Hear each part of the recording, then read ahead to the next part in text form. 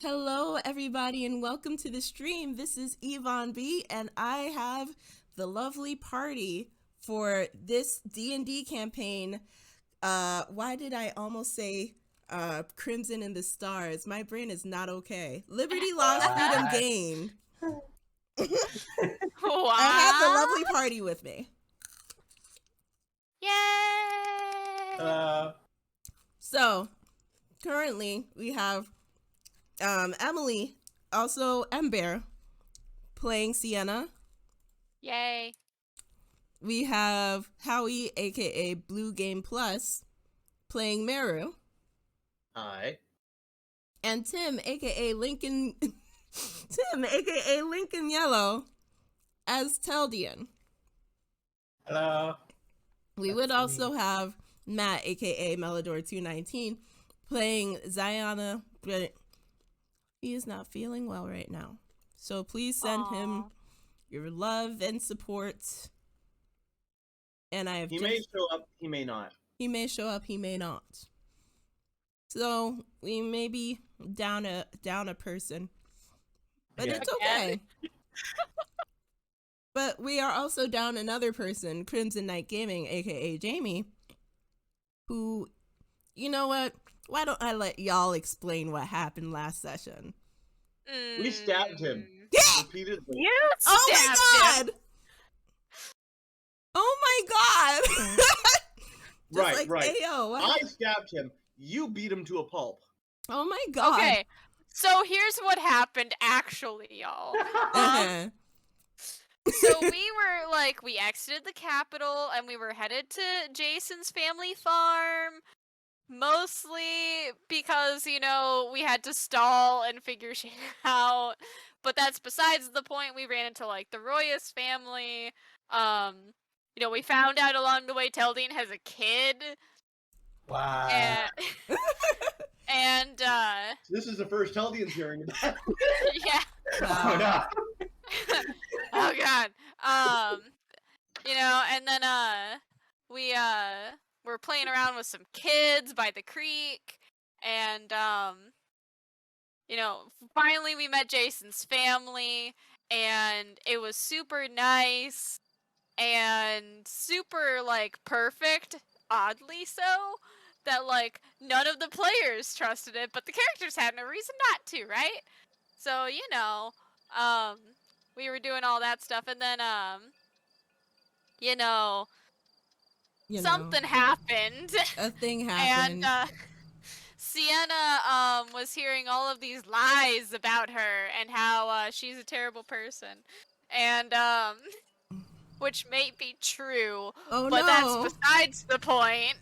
Nice. And Jason just being a dick. So she storms off and she's like, you know what? I'm done. I'm going home.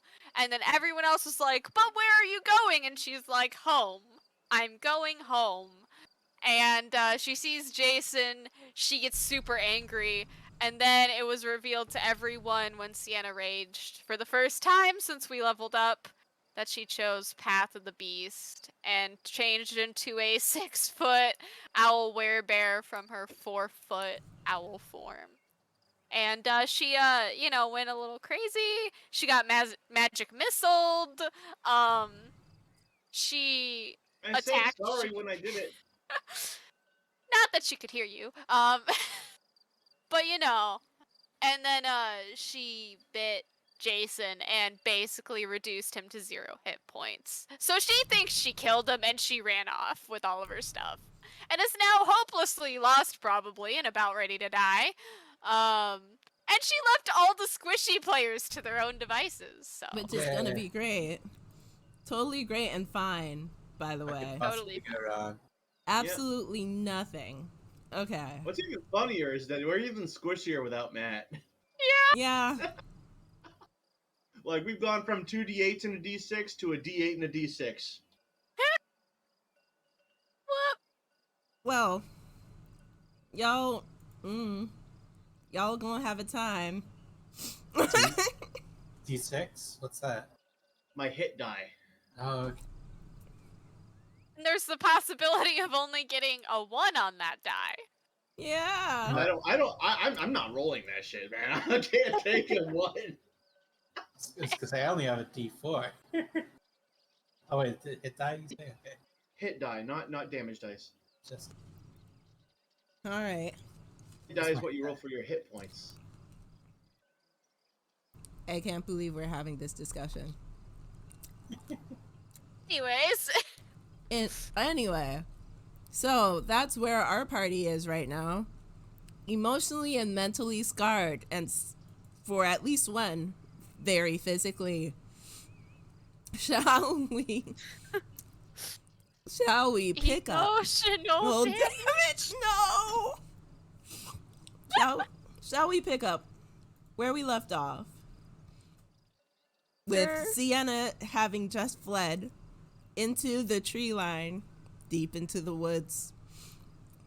And Jason's whole family, along with the rest of the party, just standing outside the house with Jason crumbled onto the floor, blood out there. I do remember having told them to get out of here. That's true, but some of them are stubborn. Yeah, but hopefully the kids shouldn't be anywhere near the bloody corpse. The bloody corpse. Oh God. Oh no. Like, yeah. did you have to say bloody corpse? I am gonna use healing hands to stabilize him. Okay, so everybody in the household is kind of reeling. The kids screamed. Most ran away. Some, like Jarrett, stayed and saw the whole thing. Jarrett is Jason's younger brother, by the way. The adults, mostly Jason's parents, are there, not really sure what to do yet. They have frozen in place out of shock. And our House Royus daughter, I have to remember the name because Alicia is the only one. Aralista. There's so many Aras. Anyhow. Ara. Yeah. Aralista has just caught up and embraced Jason's bloody, unresponsive body. Oh God. So, Taldian, you said you were running a Healing hands, just healing hands. Give me a second. Let me transition screens. Healing hands, you said. yeah. Is there anything that you need to do to roll for that? No, it's just flat 3 health. Okay. 3 health. So, you cast healing hands on him.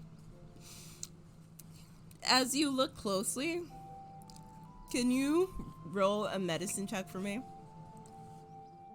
Yeah.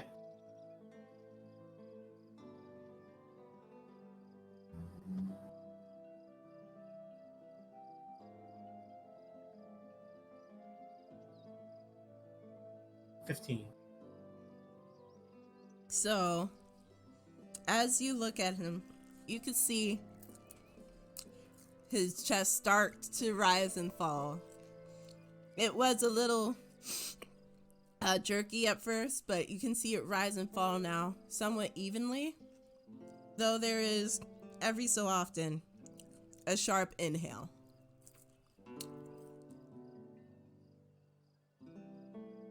But it looks like he's not dead. That's good. Mind me. Throughout that entire encounter, Mm-hmm. did Sienna say anything about, what was it, Aurelista? Yes, but she didn't really go into details, so, if you remember, like, part of last session when Sienna just, like, ripped a new one into Jason before literally ripping a new one into him? Dang. Before she raged, she, went on a whole rant, basically, which I basically just did, like, a quick sum of what she was gonna say because, time constraint. But, it was basically, like, you know, how dare you, do this and that, and, tell Arlista this and that, and how dare you say this and that about me, type thing. It was basically, like, everything that, the, voices that she heard of Jason and Arlista saying, how, basically how fragile and weak and, how terrible of a person she was, and they just keep Sienna around, because they take pity on her, and as emergency food, and to take pity on her, because she's not the strongest or the smartest or things like that. Essentially what they said.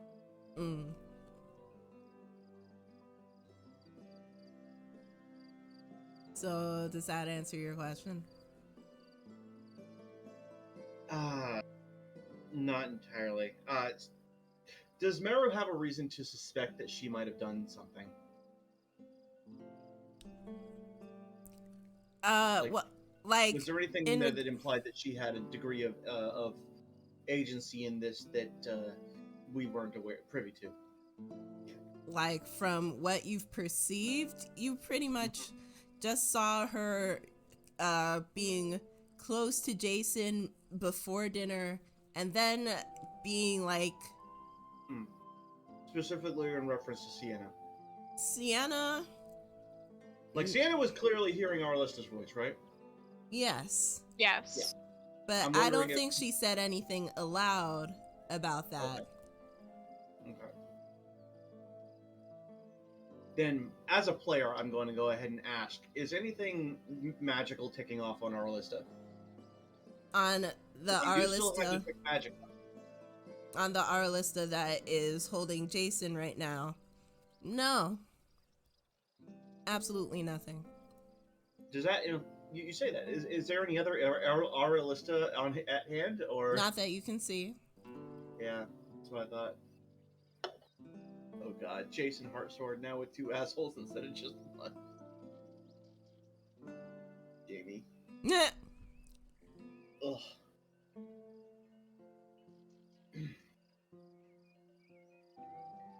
So, Healing Hands has been cast. His breathing has somewhat normalized, but he has not opened his eyes or woken up. Arlista. Hi, Bone. Arlista, as this is happening, she's like in a state of panic. So she's looking around saying, like, what happened? What's going on? Somebody help him. Like, even though the Healing Hands has been cast, and she did see a little bit of what happened as she was coming up. And Jason's mom exits out of the house, kneels next to Arlista in front of Jason's body, and says, "We gotta get him inside."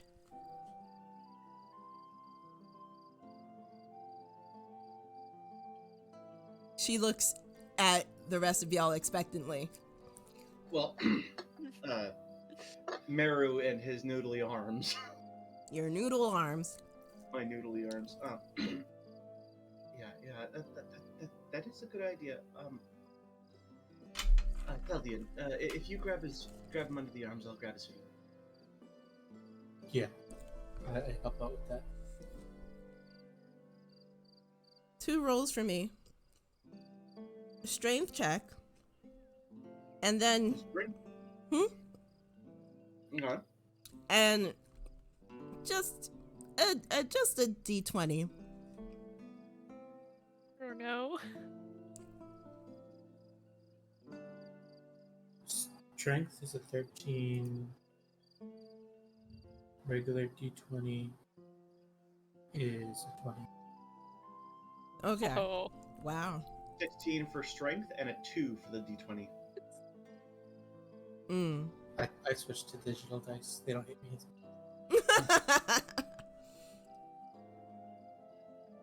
So. I don't know. It sounds like you just need new dice. Dang. So. I have to remember your strength rolls, but Teldian rolled a little lower than Meru, yeah? Yeah? What was Mara's strength check? 15. Oh, no. Yeah, Teldian got 13, I got 16. Oh, 16. Teldian's having a little bit of trouble holding up his end, which was the legs, I believe. But... That was it.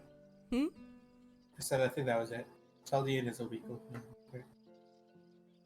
Teldian's having a little bit of trouble holding up the legs of Jason, but he's able to get a solid grip. Just a bit of struggle with all of the everything. Meru is able to hoist up Jason by his shoulders. But as he does so... Oh, no, I got his feet. Oh, you got his feet, not his shoulders? Yeah. I said that. Okay. So, Teldian was able to hold up his, Jason's shoulders, though struggling a little bit. But everything else was a bit fine. Meru, as you lift the feet up, you've got a solid hold on it, and you're carrying it no problem. But as you're holding it, you feel almost like a pop. And you can see Jason's leg Jason's leg is not the way it should be. Oh my god. It took more of a beating than you thought it did. Okay, this is an instant put him down, put him down, put him down, we'll get a litter. I can't carry him with this. Yeah. Oh god. So we have like a mat or a sheet or something like that we can use, or if you actually have a litter. So with Meru yelling, "Put him down, put him down." Both Aurelista and his mother are like, "What happened?" He gestures vaguely towards his leg.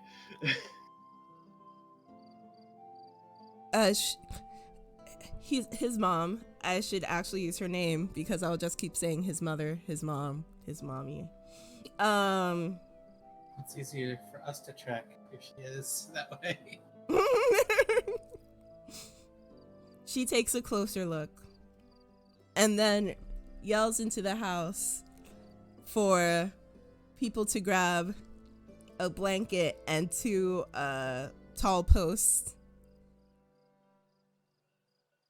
And so they start to menu add Jason's left leg to his inventory. Oh, that's so upsetting. Stop. Oh. No, I don't think I will. This is why I hate inventory management in game. Oh my god. This is why you hate inventory. Tim.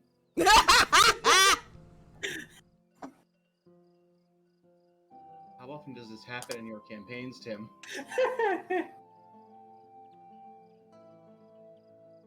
So Ija, who is Jason's mom, who is Ija,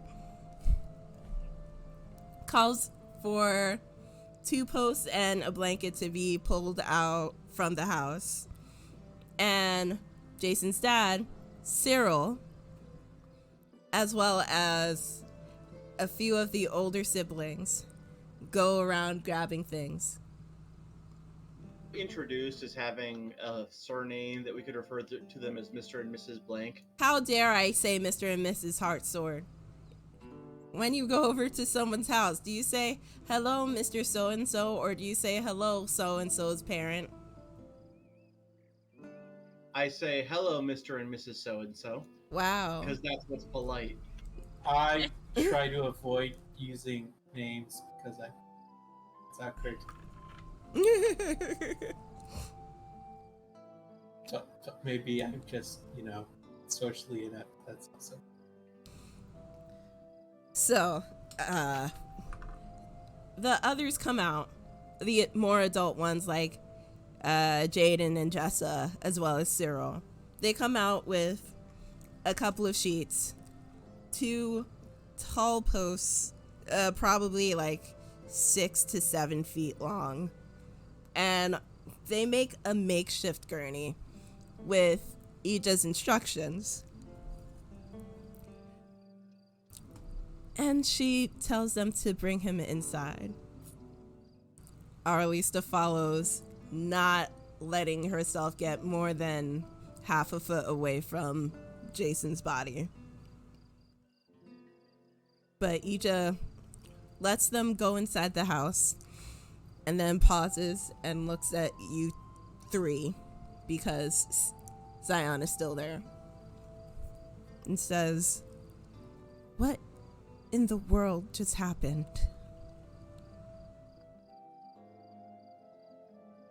So there seems to be. Wait, I'm not. Wait, did Mero say out loud the thing with the magic? During the fight, he was screaming something to Sienna about magic and something weird going on, but I don't know if anyone else. I think it was it. really just there's something magical weirdness going on here, and I don't know what it is. Mm. So, Right. So yeah. I was gonna say, well, Mero was saying there was some magical. What was that about, Mero? I'm sorry, I had a hard time hearing you just then. Yeah, you've been cutting in and out a little bit. Okay.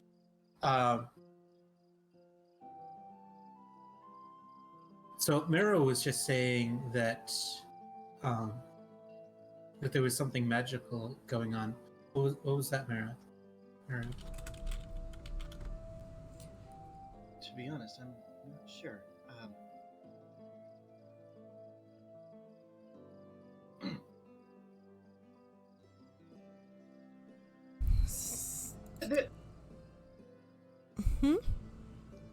So there are some measures by which I can broaden my magical senses. Yes. You're a spellcaster. Ija says to you, "You're a spellcaster, yes?" I've learned a couple things. Yes. A couple of tricks. So you have detect magic. Yes. Okay. So, you say there was something magical on Jason? No. On your friend, your what was her name? Sienna. Yes? Yes. But again, it wasn't.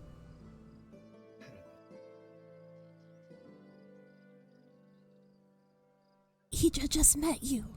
Anyhow, what were you saying? What is this place? How long have you had detect magic up? Right now?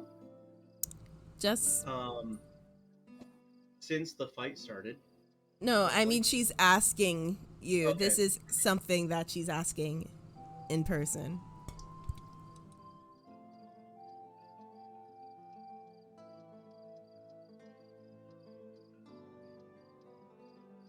And Mara is just like, I'm taking a moment. It's like,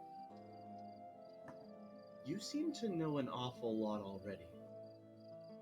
A bit. It's. Can I get Sorry, go ahead. This place is special. I noticed. It's funny because most others haven't. At least most around here haven't. Imagine most people aren't casting detect magic.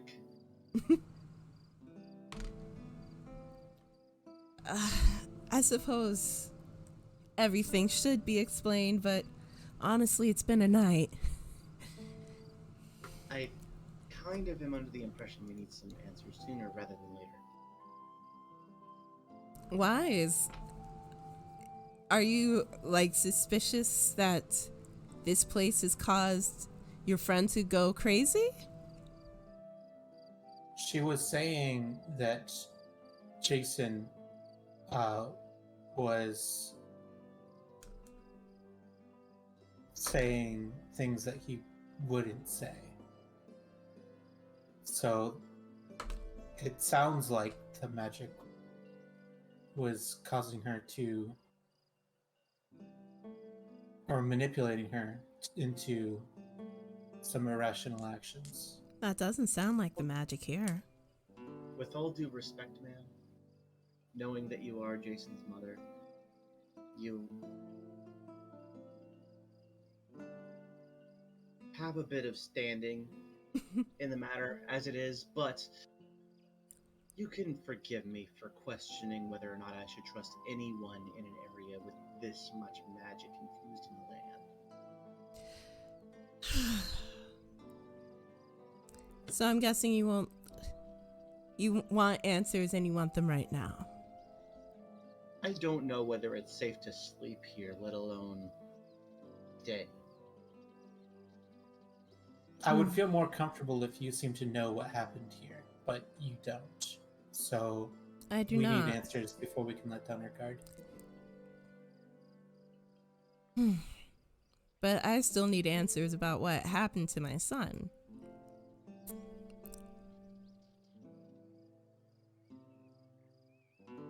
Well, as far as we can tell, you're the one with the answers. I'm pretty certain that you saw what happened to your son. Our companion went crazy and beat him to a pulp. She was similarly, I want to say, infused with magic or under magical effects. Was it the same type of magic you've seen around here? I don't think it was. It was like illusion, right? Yes. Yeah. Yeah. No.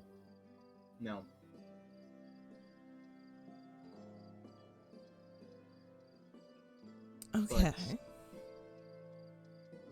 it doesn't mean they don't have the same source. I can assure you, it's not. Well, then go ahead and assure me, because I need to know what's going on. She pauses and she,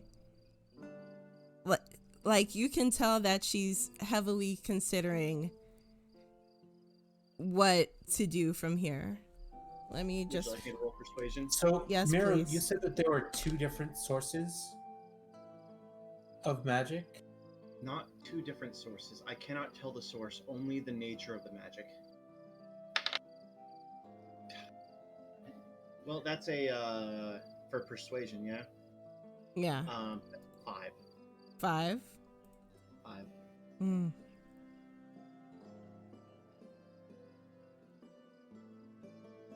She pauses and looks at you. She says, I know that you're concerned, but it was my kin who just got attacked by one of you. I know that the magic here would not cause that. This magic has been here for longer than I have.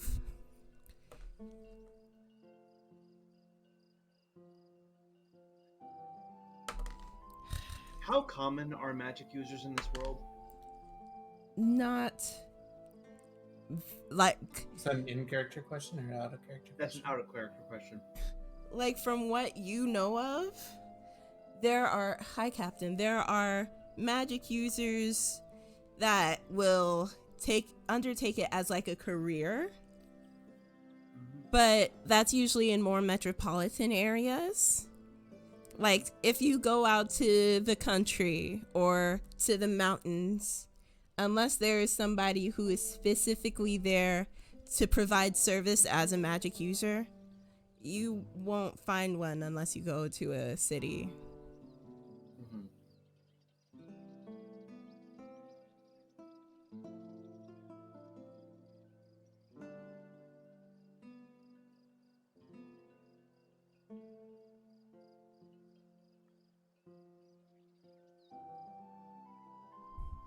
So So this is a this magic's been here longer than I have, and it's never hurt us. Could it have been corrupted? She pauses and thinks, no, I would have noticed.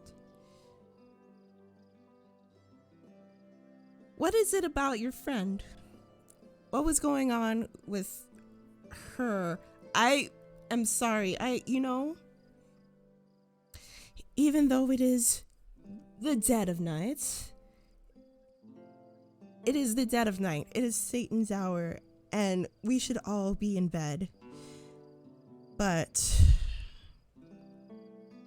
come to the kitchen, or rather come to the den. I'll make us some tea. We'll sit down. We'll figure everything out before sunrise. Is that okay? forgive me, I was heavily distracted by some rock music playing, and I don't know where it came from. I don't know where it came from either. I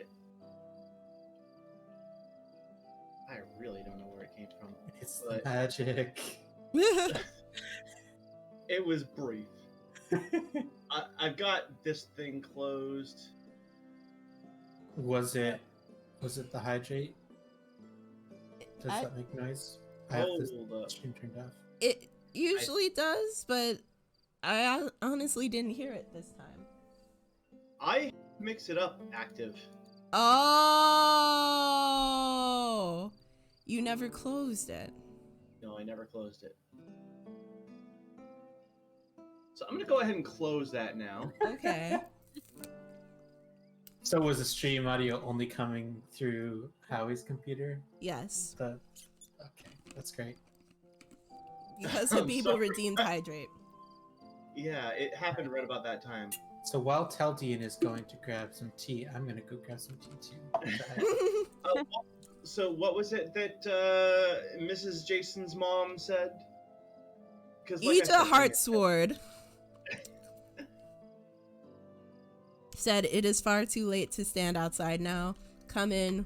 I'll make us a pot of tea and we'll figure this all out by sunrise. Okay, I was under the impression that we were kind of standing next to Jason's bed. No. The others took him inside. Y'all are still standing outside. Yeah. Can I make a mental note of the direction that Sienna headed off in? Roll a past perception roll. Perception. I don't even know what that means. Like, not a perception roll that's happening now, but like a perception of where she, like, if you saw where she ran back. Alright, I got a 15. A 15? 15 total. Hey, Sienna, where'd you go? You saw her run off into the trees, off to the side of the house. So you can pretty much guarantee, like, she is in the woods somewhere. You just don't know exactly if she darted into another direction as she was running. If I were to assume that she's not trying to juke us, I can probably start walking in the direction that she headed into. Oh yeah. Yeah. Okay. All right. Yeah. Let's go on inside. She ushers you in. Hmm. She looks at Ziana, who honestly looks too stunned to speak. And she goes to grab her a blanket before going off into the kitchen.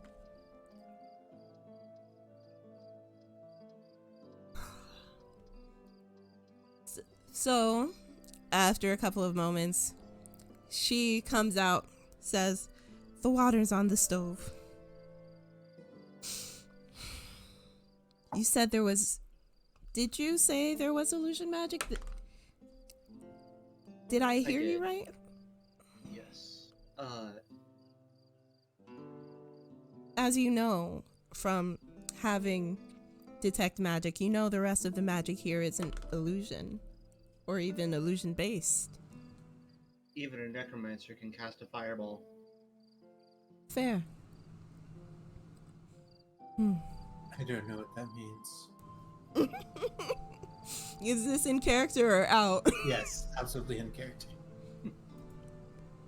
Even someone who specializes in life energies can make fire happen.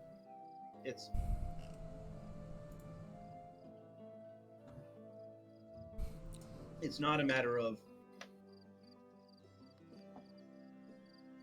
I mean, I can cast both illusion and... What is this? Transmutation. The fact that they're different schools doesn't mean that it came from different sources. Now, how familiar are you with magic? Me? Was that to me or to Edgy? To Ija. Ija. I-J-A. Ija. I said Ija. I know, I'm saying this to freaking... But Tim did it. Tim causing problems. Basically. Typical.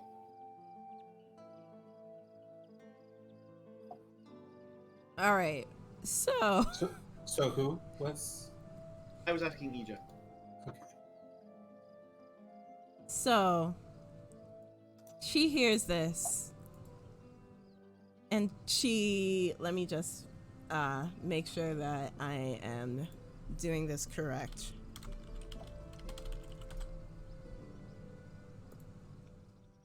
She hears your question. I'm gonna make a quick roll.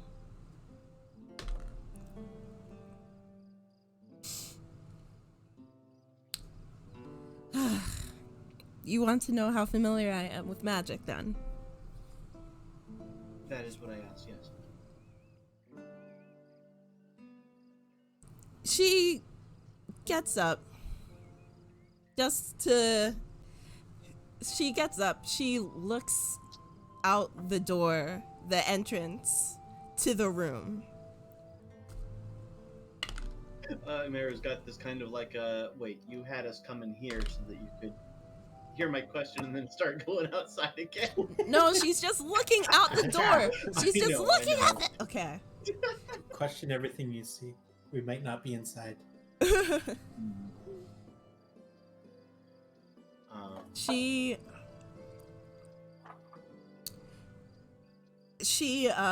walks over to a windowsill and brings over a small plant, potted plant. Looks like it's just in the beginning stages of acclimating back to spring. She moves her fingers around and the plant starts to grow and then bloom into a very healthy flower. Can I tell if a spell's being cast? So your magic. Or, more specifically, what spell's being cast? Can you tell? Written, there are rules for using a reaction to identify a spell that's being cast. Okay. In this case, it's basically just an Arcana check with the DC equal to 12 plus the spell's level. Okay. You want that? Yes. Well, that's a crap roll. Still, it's a 12? 12. A 12? Mm-hmm. That seems to be one of the basic spells. You think it's Druidcraft. Okay, in that case, Meru's eyes just like, oh. I'm familiar.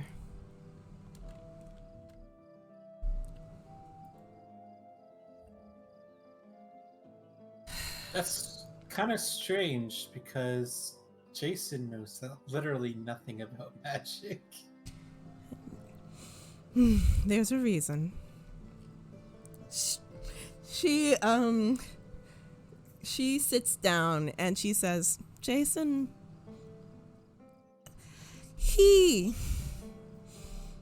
my son is a very hardworking, devoted young man who sees what's in front of him and just accepts it as standard.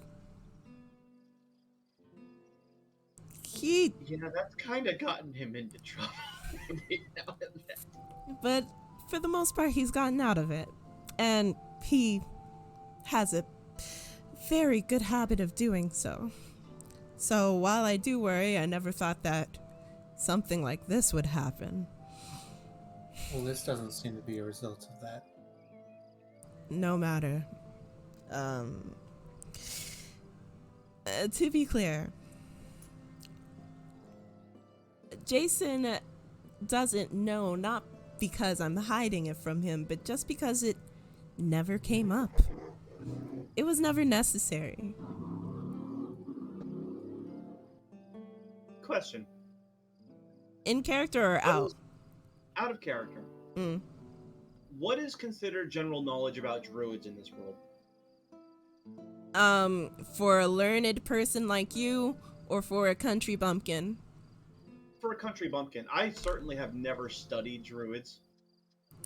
There's magic. Some people have it. They can do weird things with it. Usually you have to either be born magic or get magic from someone, or if you're really intense, read lots of books. But you can magic. The potential's there. And that's what the normal country bumpkin knows. Okay.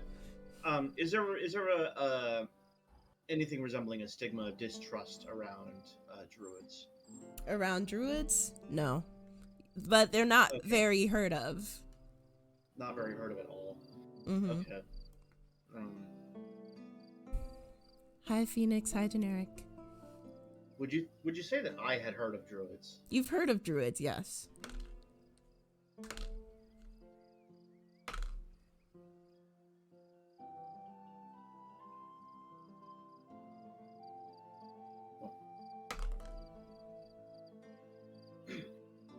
Well, let me go ahead and allay your concerns here. And he's gonna take the spell book off of the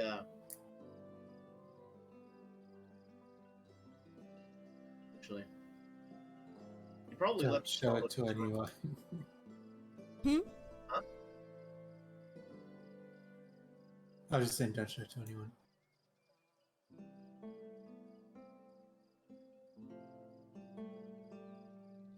Nobody that wasn't casting Identify on it would know what the heck was going on with it. Mm-hmm. And even then,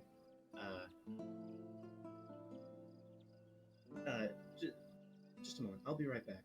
Meru gets up, heads back to his room, picks up his spellbook, returns, and offers it to her, saying, I assure you, you can go through this. There is nothing in here that I could use to cause anything like this.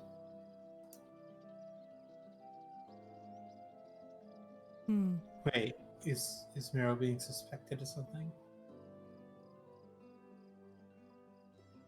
These are two magic users who currently don't really trust each other because there's magic that happened that caused bad things, and each of them knows that that they didn't do it. Basically, that's what Meru's assuming. So you're a This is wizard.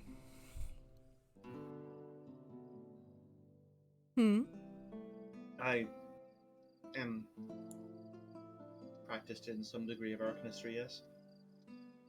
So, are you a wizard? She looks at you like expectantly. Like she's trying to pull an answer out of you.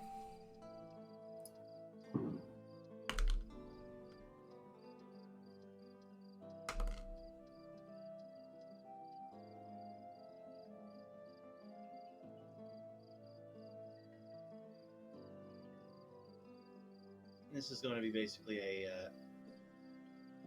definitely a dragged out answer. Is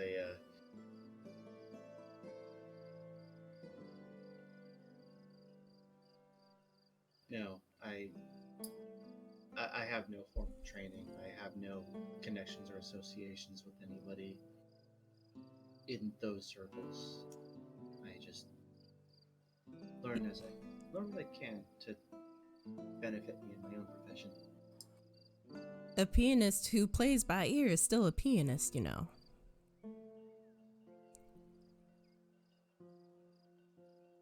But he can't call himself someone who sits down at the piano and can sound things out every now and then. Every now and then. Cannot call himself a musician. That's an interesting come on, take. Meru. You use magic all the time. I think that you fly around. That's magic, right? I have wings. Do birds fly by magic? Mine's as big as you, I assume. Oh dear. Oh no.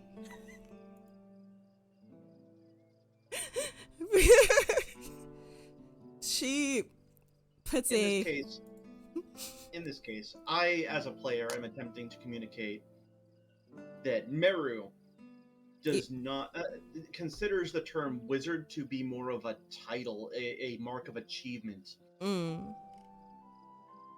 Like, somebody who plays with Legos can't call themselves a master builder.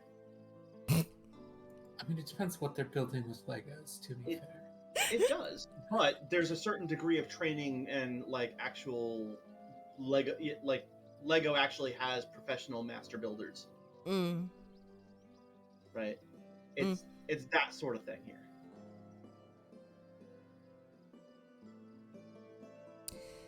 Well, you just said what she said.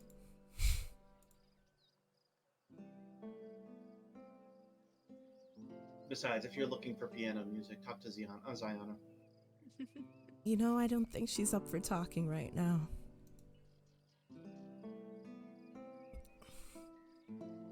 Either way, you understand my point. Yes? No. No. How old are you? How old is Meru? I thought you said he was 22. Okay, I'm 22. Defensively.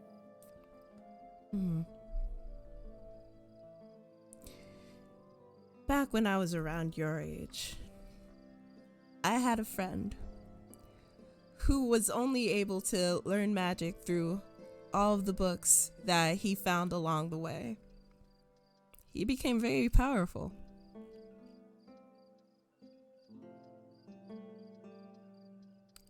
And, of course, because we were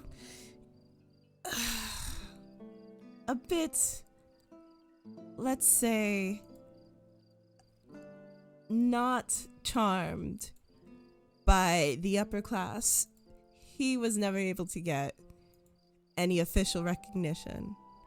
But he still could cast with the best of them and amaze some of the best of them. I'd call him a wizard. Could he fly? For short periods of time. he never really liked it. He said he got too many bugs in his face. Yeah, there is a reason we have the beak. It's very aerodynamic. Sorry.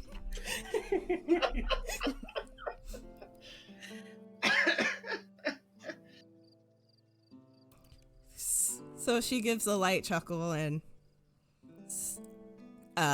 she says, so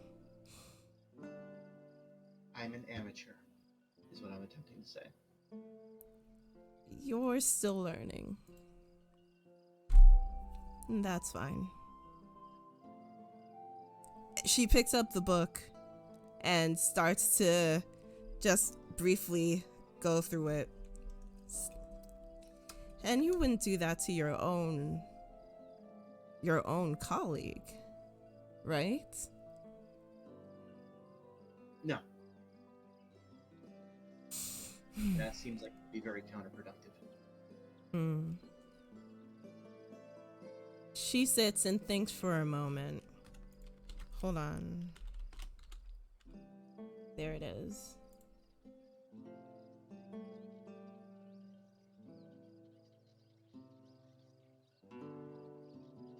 Okay, so she stops and thinks for a moment. And she says, so, you are sure that it was illusion magic? Nothing that bends the mind, just shows pictures?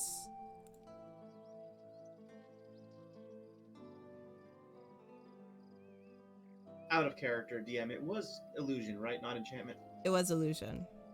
Okay, yeah. In that case, it's a... I do know enough to tell the difference between illusion and enchantment.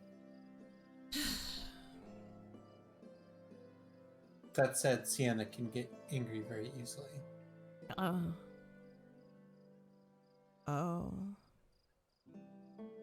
I think I know what's happening. You know, let me actually get the water. I think I'm starting to hear it boil. She steps out of the room a little more hastily than she entered it before. And you hear some rummaging in the kitchen. Some clanks. Some mutterings. And she comes... Yes. And never mind, go ahead. And eventually she comes back with a tray. A tray with the tea kettle, a couple of cups, a little bowl of loose leaf tea, and next to all that, something about palm shaped, wrapped in cloth. She sets it down on the table where the three of you are. And she says, well, I would make you your tea, but I don't know how you like it. Right. She picks I'm up... gonna pour myself some tea. She picks up the thing wrapped in cloth. I think I might be able to figure out what's going on. But you'll have to trust me.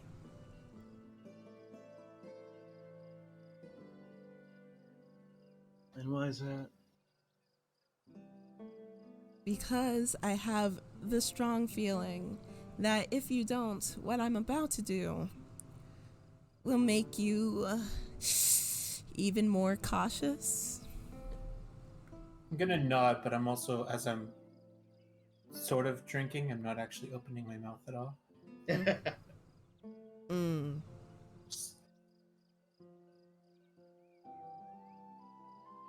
Meru's basically just poured himself some sugar water.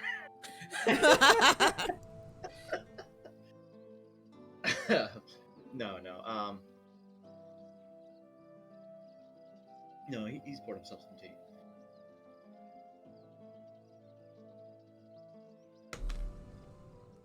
So, she looks at you expectantly. You could tell. Actually, please roll a perception roll for me. Mm-hmm.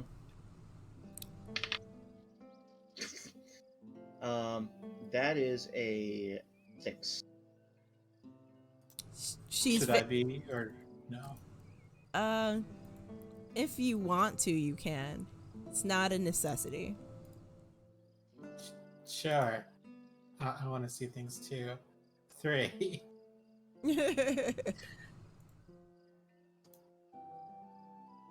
So, with that, she looks at you, and you could tell it's a very intense look. You could tell that she's serious. Can I make an insight check? Yes. See if, like,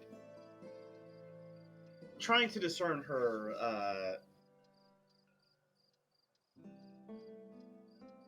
like, she's clearly hiding something. I'm trying to figure out if whatever if I can tell whether what she's hiding from us is, something that I should actually be worried about.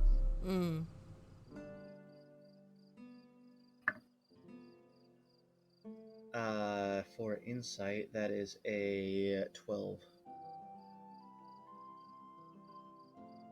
She looks worried. She doesn't look conniving, from what you can tell. She doesn't look what you would consider as insidious, but she looks worried.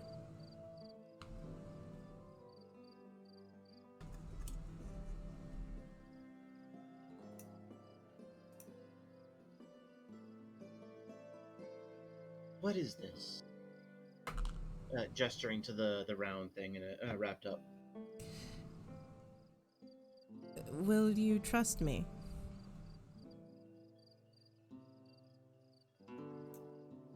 I trust that you don't mean Jason any harm. And why would I mean harm to his friends?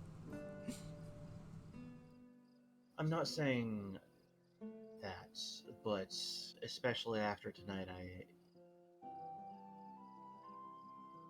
hope you can understand why I wouldn't be rushing headlong into things I don't quite understand just yet. We need information, and she has it. I think it's worth trusting her.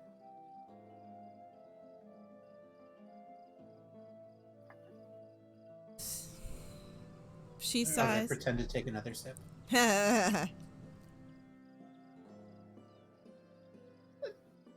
She sighs. She picks up the thing. It's flat. But as she takes off the cloth wraps, you can see, as it catches the light, it's a mirror. The sides reflect light almost as much as the mirror itself. Very ornate, very beautifully crafted. Silver, if you're not wrong.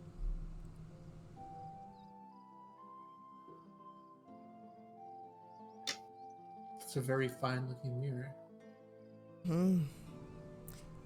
You don't want to know how I got this. Mirror, mirror on the wall. Right? I don't want to know, or I would regret it. You don't want to know. You probably wouldn't regret it. The previous owner is probably dead by now. From age, I promise you.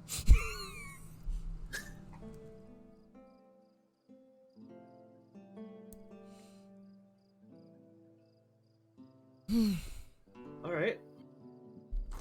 I'll trust you. She pulls out a like from her apron, which she is wearing, she pulls out from a pocket in the front something that looks like a dropped note, like a folded piece of paper. And she starts casting a spell. As she's casting it, she pokes in, like she opens one eye and she says, "This is going to take me about 10 minutes or so, but I think I can find who did this. If my suspicions are correct, anyhow."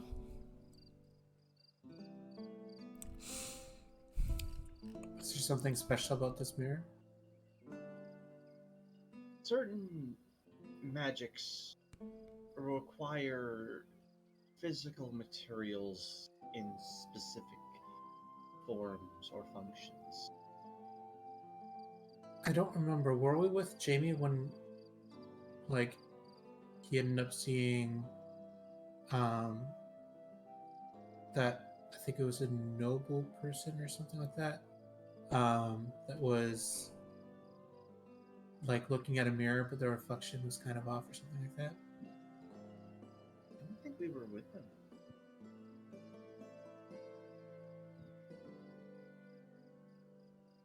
I don't. Okay. I thought we were. I'm not sure. Real quick, I'm going to go ahead and try to identify the spell that she's casting. Okay. That is a 18, I believe. Definitely looks like scrying. Yeah. Figured. Alright. And just... Meru gives a... Not necessarily... Well... Meru gives a brief explanation of the idea that of material components. I'm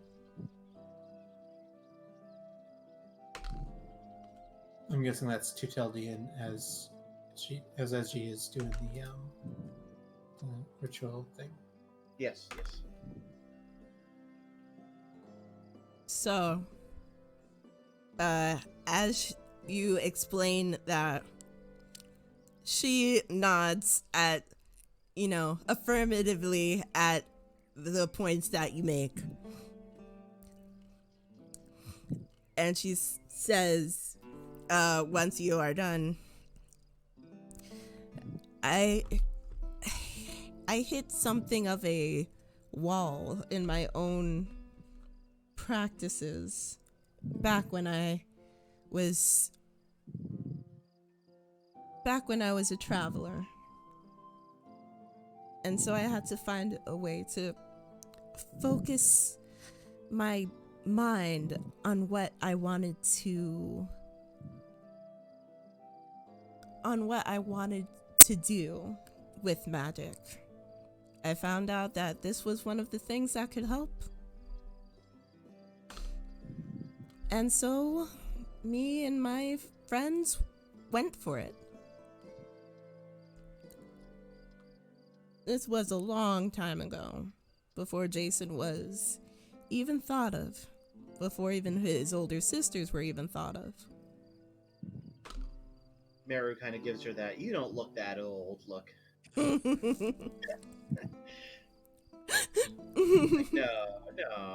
You had don't Jason think when you were she's a teenager, right? You don't think that she's older than Jason? How could she be? She's only his mother. I don't know. At this point, I'm skeptical. I mean, she is magic, so we don't really know, but... I mean, let's not speculate some other goth or hardcore Oh, stuff Lord or have anything. mercy. I would not allow it. Hypothetically, I've heard of a few wizards that have been writing about time travel. Time travel? She says this to you. Time travel. That seems like it's a not safe idea. That sounds extremely redundant. Of course, it takes time to travel. Insight check. Roll, please. That's a dumbass insight check. Mhm. That's 14. She just seems perturbed, like time travel. What? Yes, the ability to travel either forward into the future or backwards through time into the past. That just sounds like a not good idea. Yes, it does. However, I've also never heard of anybody ever actually doing that. Well, thank the gods I'm for under the that. impression that we're always traveling into the future. Oh, slowly, yes. But imagine waking up in the morning and finding yourself 5, 10, or even 100 years into the future. You know, this is too much of theoretical talk for me. All I want to do I think is... that's called a coma. I'm So sorry. there isn't much traveling that goes on. Like, without existing in the intervening time.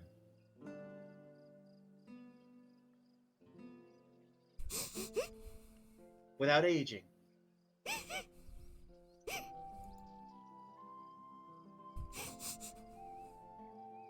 Imagine if you could go back into one of your own memories and tell yourself not to do something.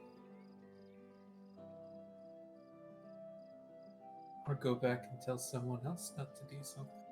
Yes. You see? Time travel. We must learn this.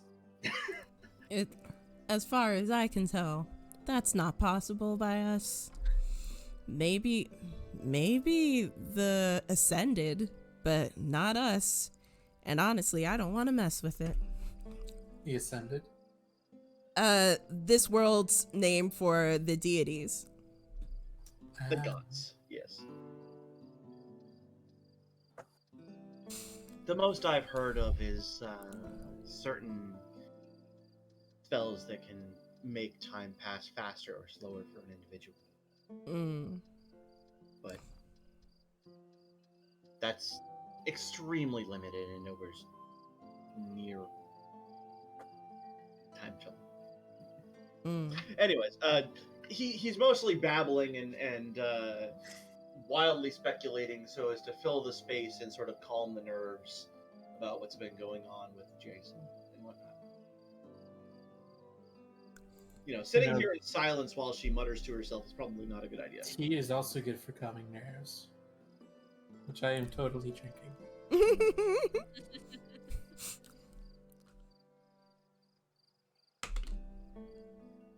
Ooh.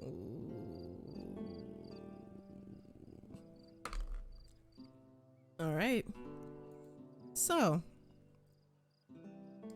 she after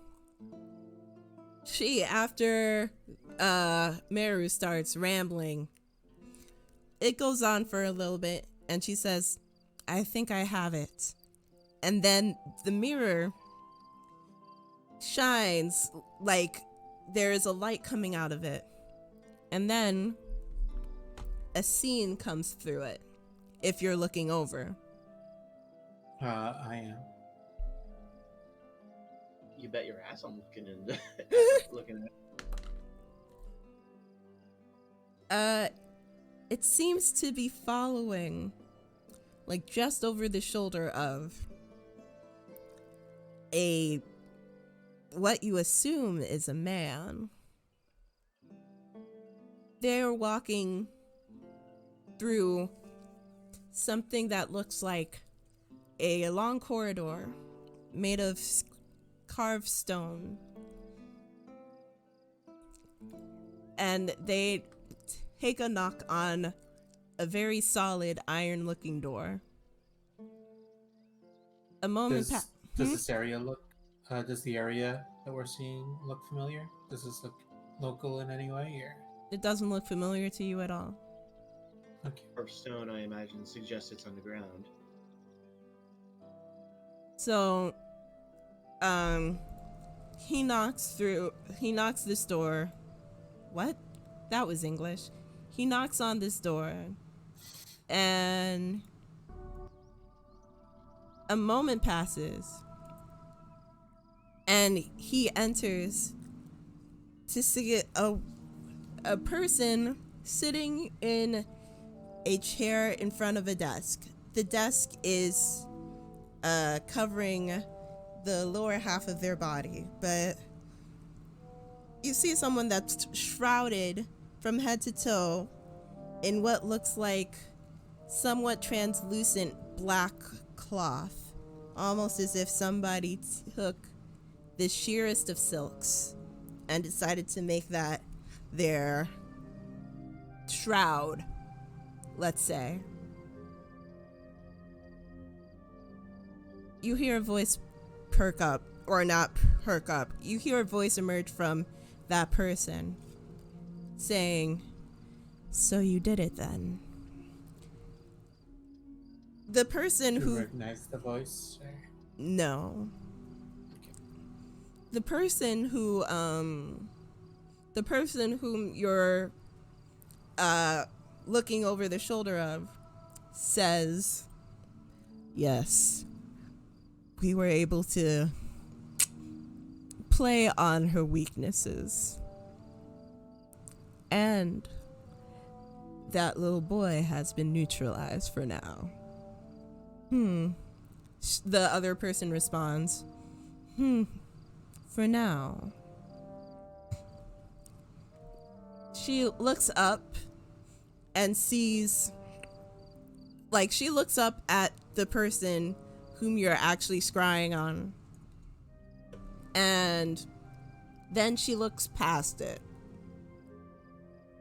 seeming to look directly at you three. "We're being watched." And a wave. Oh boy. You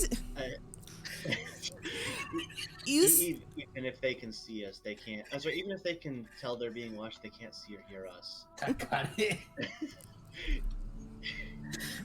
She says, "We're being watched." The man that you were following turns around. Both Teldian and Meru, make a check for me. Or not a check. Let me actually pull up. Saving throw? Memory. That's usually intelligence. There's no specific memory skill, so let's just do straight intelligence. 15. 15. I also have a 15. He turns around as he starts to say, "I don't see any," and as you get a glimpse of his face, you think that you saw him in town earlier. It's the Candy Man. The Candy Man can. Oh my god. So you think you saw him in town earlier. Maybe at the bakery? Probably at the bakery. But you can't tell who exactly it was. It wasn't the guy running the bakery, was it? From what you can tell, no. But the voice There sounds were a lot of people in there. The voice sounds very different from the voices that you remember. And wait, did you describe the person that he was talking to that noticed that they were being watched? Shrouded completely in translucent black cloth, like a veil and clothes. You can't see any distinctive features. Would you say that the voice was more masculine or feminine? It's higher pitch, kind of smooth sounding, almost with a bit of a spiteful bite at the end. It does sound feminine to you.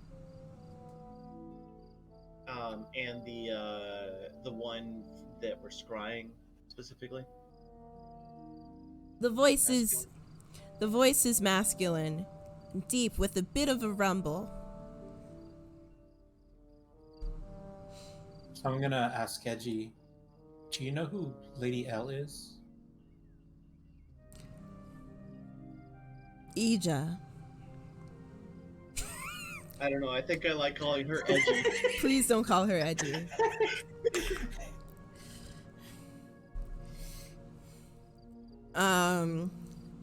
But as the shrouded figure says, we're being watched. And the man looks over his shoulder and says, I don't see any. Ija dispels the scrying. And she says, If figures, why won't she leave us alone? What's that? Lady L.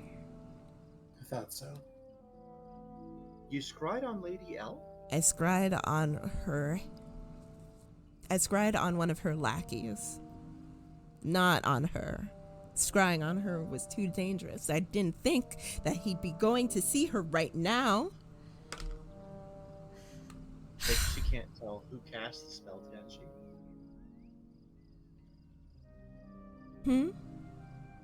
She can't tell who cast the spell, can she? No. No, she can't. And thank God. Or thank the Wild Mother. And thank the Wild Mother. She doesn't know that much about me.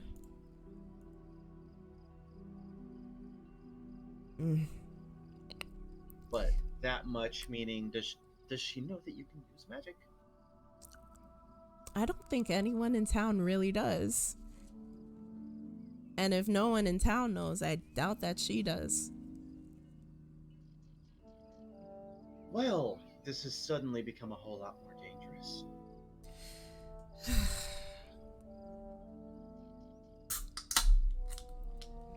There must be If we went and searched for Sienna, would you be able to protect Jason? Of course I'd be able to protect my boy.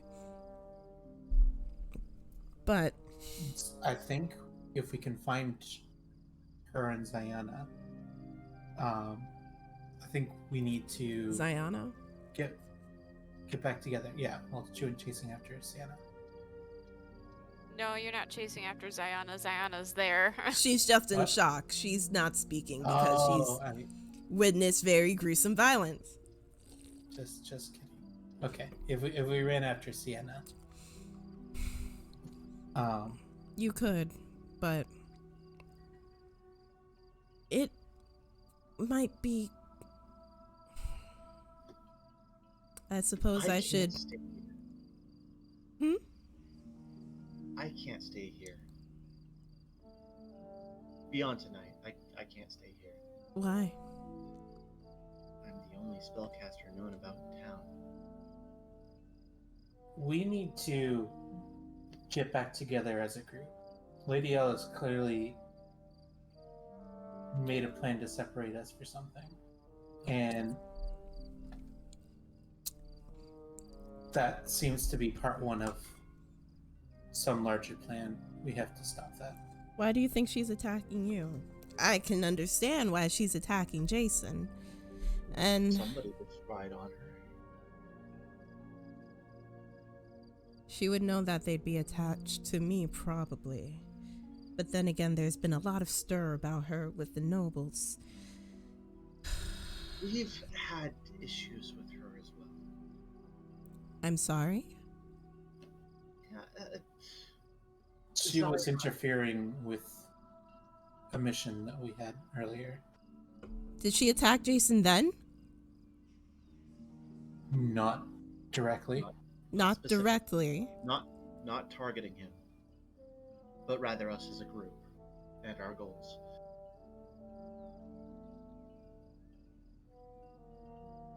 That kind of had gone against what she had in mind, I suspect. The fact is, she knows that we know about her existence. I She don't know exactly what goes into scrying, She wouldn't have known. She wouldn't have known that it was us. Or rather, that it was me. However, Nice. I would suspect that the person that I ended up looking into, I suspect that person was the one who wasn't enchanted. It was illusion. The one who cast the illusion on your friend. And he was probably sent to by Lady L, whom he was reporting to. So, has he had a history of casting illusion on other people? How do you know that he could cast illusion and that he worked for Lady L? I'm not sure. However, a person from town whom I've known for ages came over the other day, and he dropped this letter. She holds it up, and it seemed to be in an encrypted language or code, and I couldn't decipher it, but I knew something was not right, so I kept it. And I figured if anything strange happened, I would double check. Maybe go on to his house, ask his family if they've noticed anything weird about him. I can't believe this is happening. She's been targeting our family for years. I don't know if you're just caught in the... I'm sorry. Do you know what she wants with your family? Have any idea? She wants us to give over our land. She wants the magic of the land. I think so.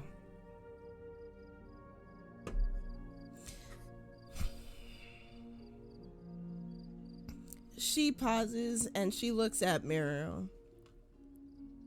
She says to him, this land, especially as you go deeper into the forest, the link between worlds, between where we dwell as mortals and others dwell as spirits and the ascended and the fae,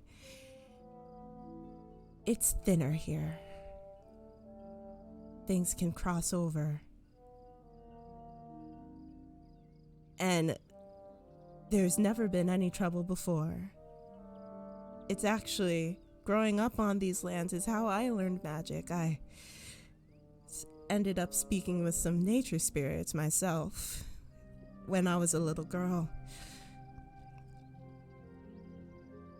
But if Lady L got this and figured out somehow how to manipulate it, I don't know what she would do.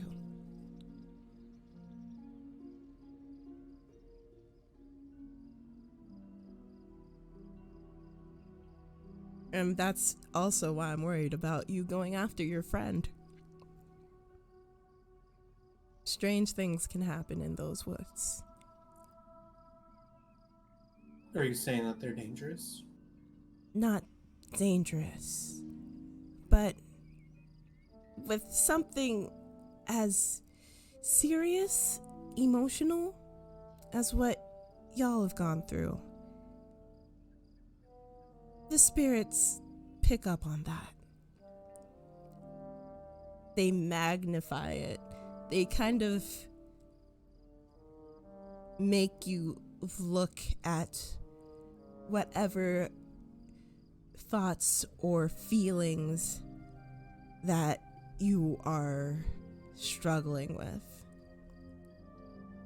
They don't like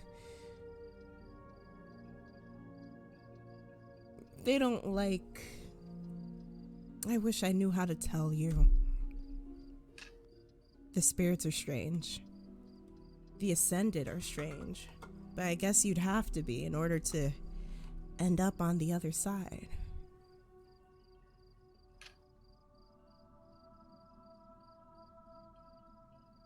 She stops and looks down back at the mirror. I would look after to see if your friend is safe, but I can't scry for another day at least. I'm sorry. Is it something that could teach Tamara? I can't do anything that complicated. I think he needs a little more practice, training. I can try. Can't promise what will happen. I don't want you to hurt yourself. Yeah. I feel like that one might be currently beyond my abilities. We'll hold off for now.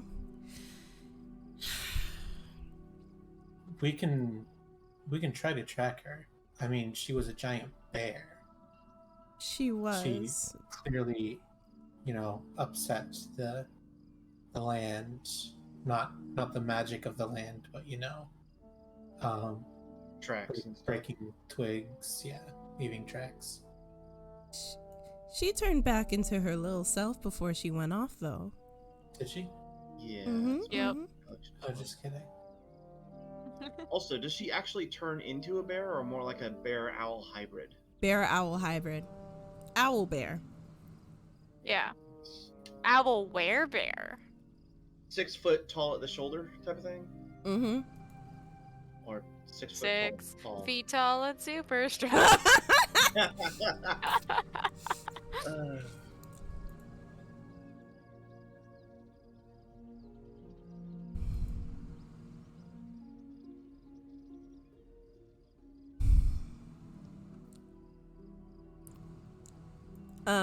Ija, heart sword, sighs, and mutters about protection spells.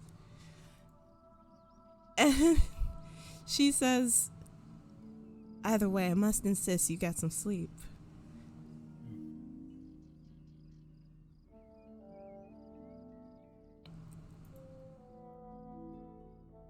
I don't know, it doesn't seem wise to... So, you said that the forest tends to amplify negative feelings. All feelings. Not negative. All of them. But that includes negative feelings. Yes. And our friend here is lost in ignorance about what happened, feeling that she has been betrayed and has gone wandering into that forest without having the right information. I don't know, that seems like it would cause problems. It could, yes. But you think there are problems, those problems, that you three can tackle right now? I will not discount you, but it seems like my son was the strongest amongst y'all. Are you expecting us to have to fight? Not fight per se, but I am worried that your friend may not have calmed down.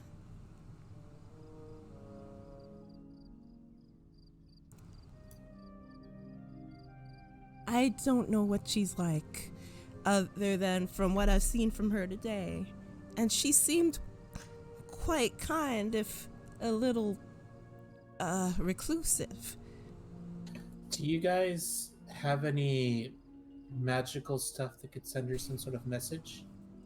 So we can, at the very least, without going and, endangering ourselves, like you say, you make a good point.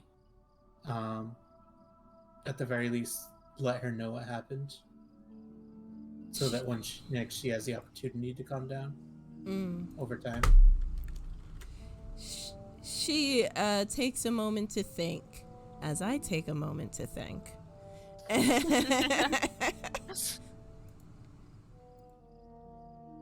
And let me just see.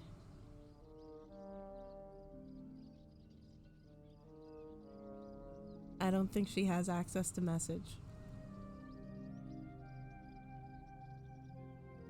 I don't think she has access to message. Mira, do you have anything like that?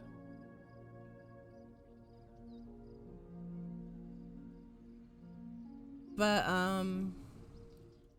she pauses, she thinks, and she says, I don't know if I can send her a message. I don't think I have. It's been a long time since I've done this, you know. But I could go into the forest and find her.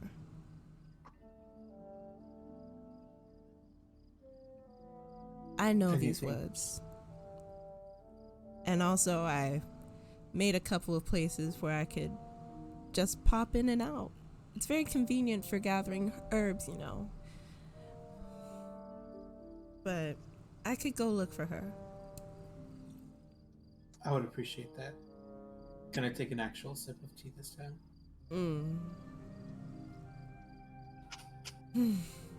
She looks at Meru, says, do you have any protection spells? So, Howie had to take an emergency bathroom break. Oops. Didn't know. Whoops. Ah.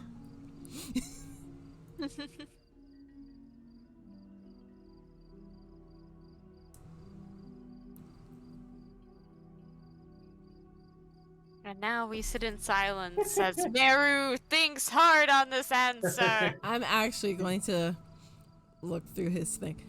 Not seeing anything. Oh no. Do I have any protection spells? Probably not. None of the squishy characters have protection spell. Oh, this is going swimmingly. So, like, just no. hi. What I miss? So, do you have any like message-like spells or protection spells? No, No. nothing of those sorts. I don't Jamey, carry spells for dealing with Fae. As messages go, I can do something a little on the short range side. How short range? 100 feet or so. For protection? No, that was the message. For Nothing message. Well, that doesn't help. It's alright though. I'm going to go look for your friend, but I'm going to wait until morning. Because going into these woods at night, one, is going to be difficult, and two, I have the feeling that she's probably not going to want to see me right now. Probably not. Probably not.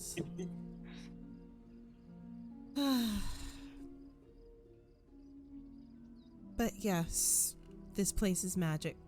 No, this place is not dangerous. The only real dangerous thing is that cursed Lady L attacking my family all the time.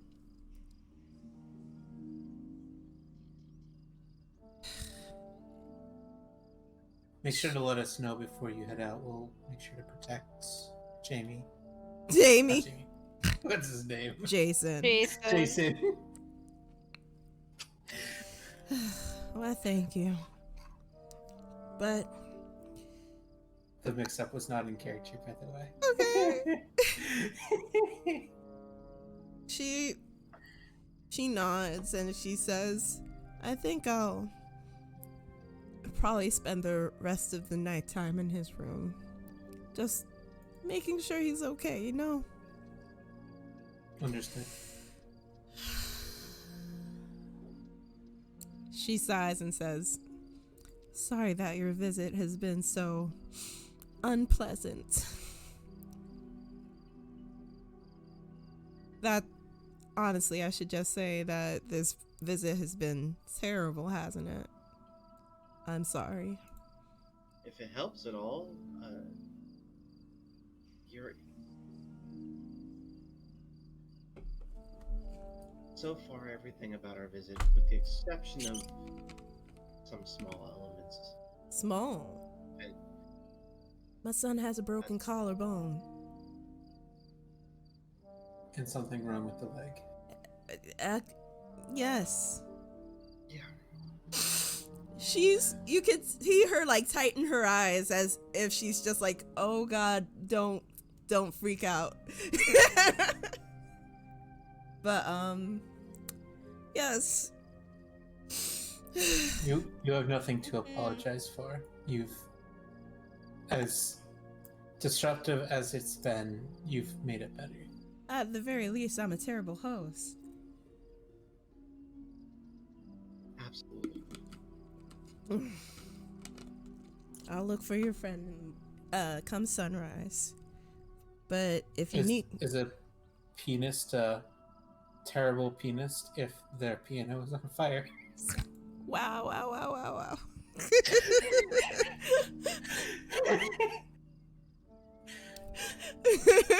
Okay.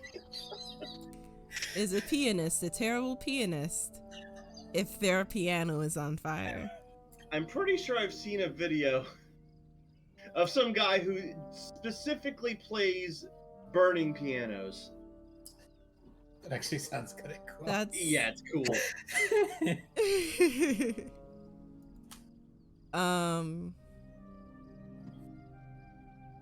She gives a soft smile and she says, well,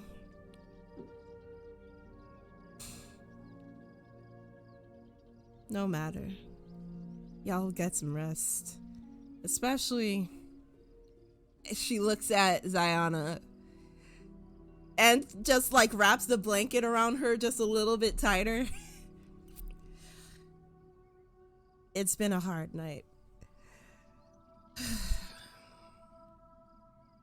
Out of curiosity, just want to know, what did Jason tell you about Lady L and us?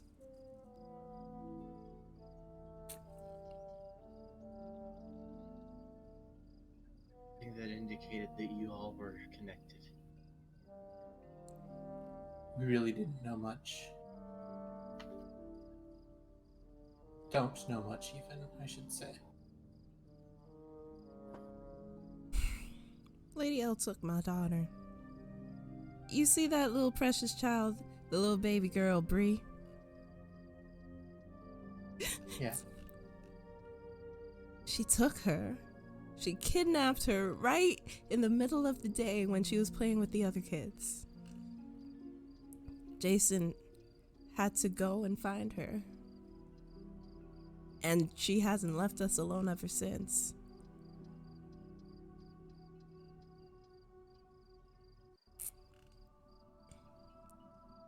I just fear things are getting worse and worse with her. Might be able to do something about that if we get our hands on Sienna. And You can't mean to... No. I said maybe. Sienna could probably take out the entire organization by herself. All 13 of them. I hate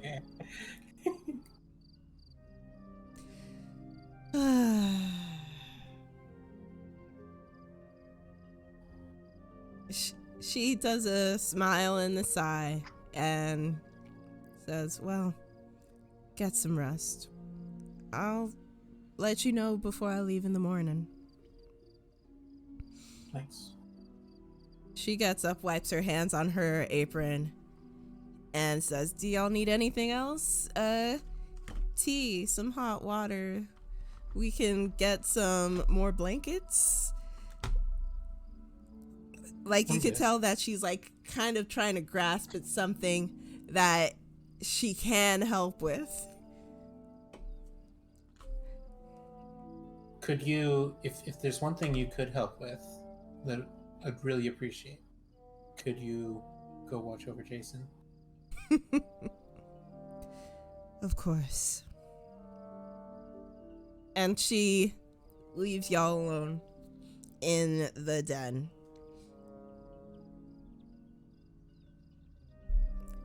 Y'all can go to sleep now if you want. Alright, how close is my room to Jason's room? To Jason's room? It's on the other side of the house.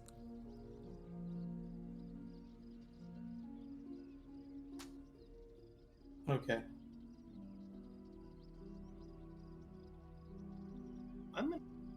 Is it like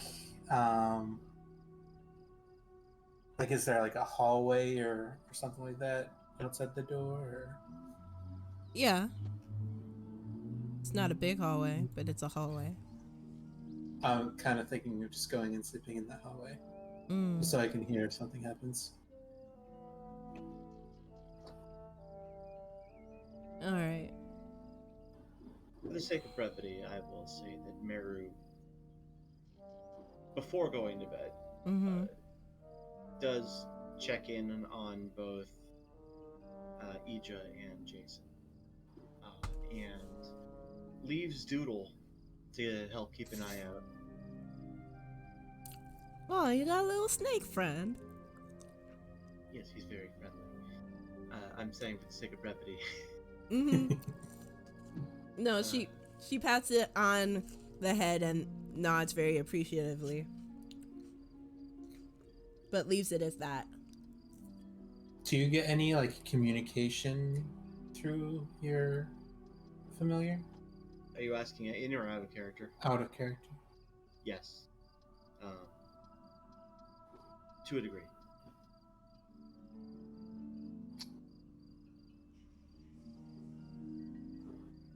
So, like, you would know if the snake sees something? Yeah. Okay. That's good. Like, or double checking here. Yeah, as long as it's within 100 feet, it and I can communicate telepathically. That's cool. So, considering that's 9:36,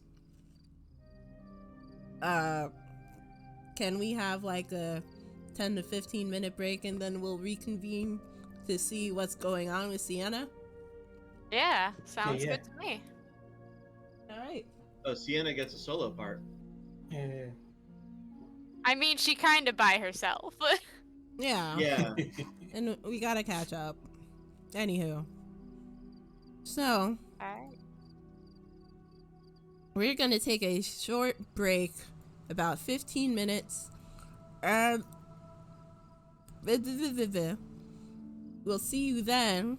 I realized I didn't go through a spiel about the fundraiser you can see on the bottom. So we've been raising money for the ACLU, the American Civil Liberties Union. In light of everything that's been happening with SCOTUS, not just Roe v. Wade, but also stuff like gun control, also stuff like separation of church and state, also stuff like Miranda rights not being required anymore, all this stuff. And because the ACLU is in the business of protecting the rights of the American people, that's why we're supporting them. We just reached our goal yesterday, but if you want to contribute, feel free to. We'd really appreciate it. Or you could just, type in some of the some of the commands like !PITS or !ACLU to get more information. And with that, I release the party. We'll be back in 15 minutes. And yeah, we'll see you in a bit.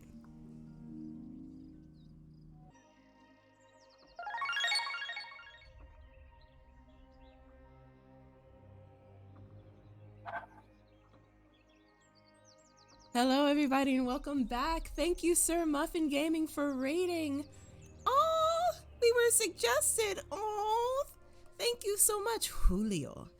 And welcome to our D&D campaign, Liberty Lost, Freedom Gained.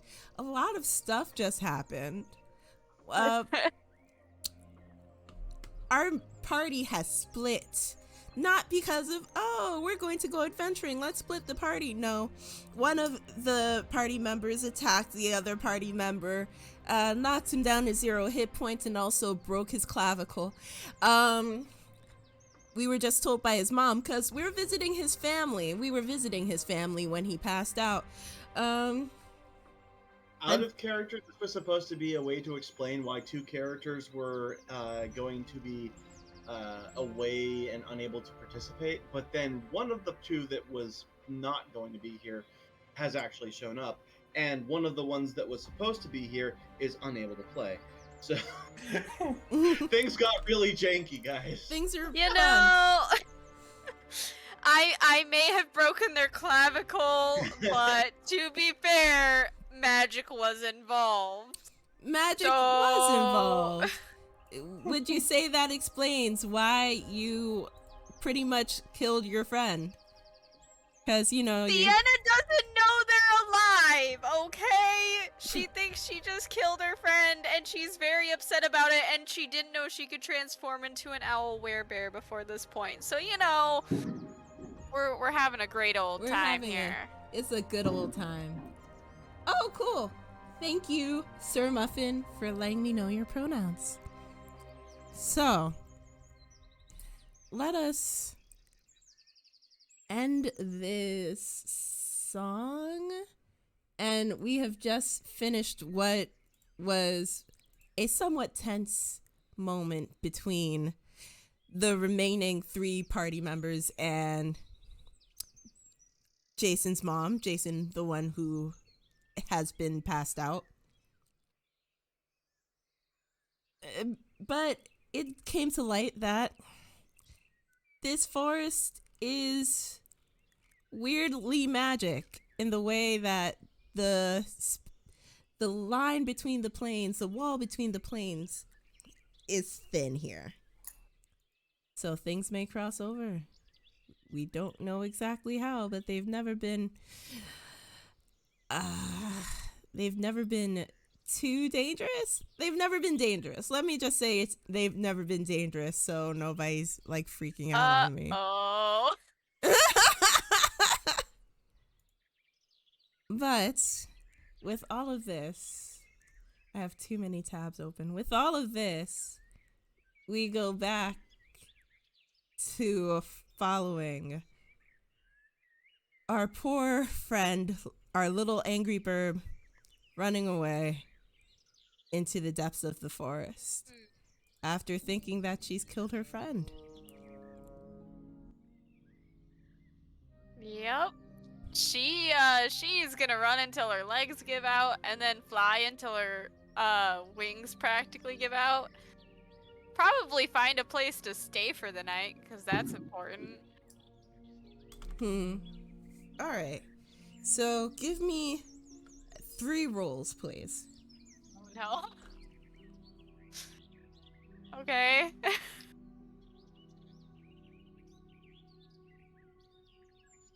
Just 3 random rolls, no ads or anything to them? Nope. Okay. Roll 1, because I should probably roll these separate for you. Mm-hmm. Is 14. Okay. Roll 2 is a whopping 12. So good. So good. And roll 3. I'm hoping it's above a 14. Why would it be that? That's impossible. That's impossible. Well, I mean, my stats are... Oh, it's a 16. So I got a 12, a 14, and a 16. Not in that order. See, that's not too bad. Could be Not worse. bad. It could have been a nat 1. It could have been a nat 1. But it's not. So, Sienna, you go into the tree line past where you frolicked not hours ago with the rest of your party when everything just seemed so calm and picturesque. You stumble a couple of times as you keep sprinting into the depths of the woods. Before you know it, you are in a place that feels kind of off. You're not quite sure what it is exactly. If you want, you can roll some sort of investigation or arcana or something like that. You know, investigation and arcana are intelligence stats. I'm just gonna roll arcana because it's the same damn bonus at this point. It's the same thing.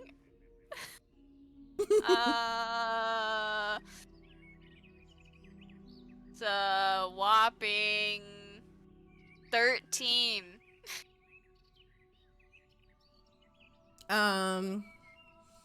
So things just feel kind of off. You're not exactly sure what, but it feels like this place is not normal. Of course, that's not the main thing on your mind as you flee.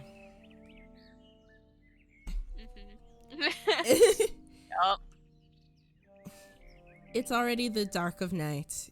You can still see around you because, but... Dark vision, you know. Exactly.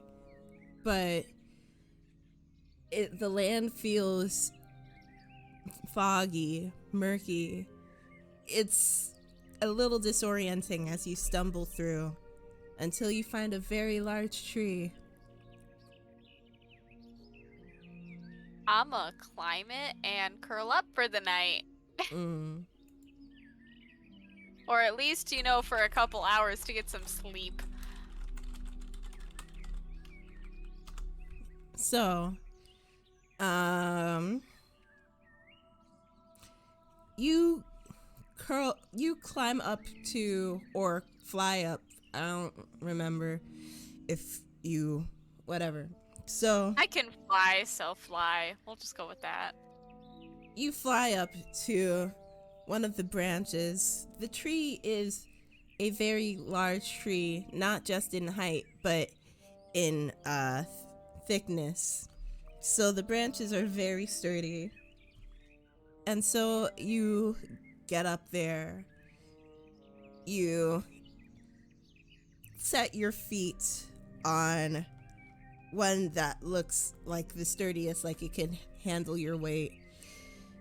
And you curl up into whatever sleeping position that you would take. And you fall into a restless slumber. Yay! Things so good. Things seem to pass through your mind as you sleep. You're not sure if they're dreams or if they're happening. It feels too potent to be a dream, but also too distant to be real. You see such things as the flitting fireflies you saw earlier that day, but shifting in color, turning from their usual amber-esque glow to a aqua blue to a weird green, very vibrant green, shifting between colors as if it was trying to represent the whole rainbow. As you see that, you end up looking up and away into the distance and see a tall mountain. It's not a mountain that you recognized from on the way here or in your travels. It's different, but there's something intriguing about it. The the fireflies in front of you seem to grow, and the aura seems to start shining as if it became ghostly, and they start swirling around you. As you look at them, they go off in a direction. And even if you try to walk away in this dream vision thing, the same images find you. You wake up in the morning. It seems like it's only been an hour or two since sunrise. And you are where you came to last night, in the bough of a very big and tall tree. You know, I realize Sienna probably still has that taste of blood in her mouth.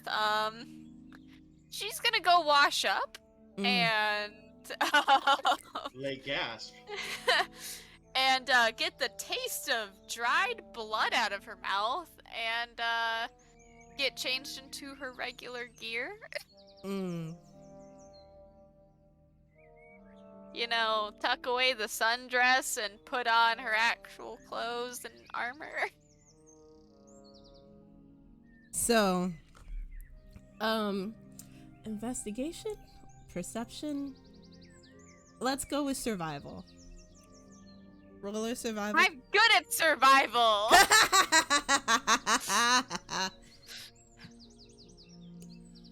It's my big stat right there.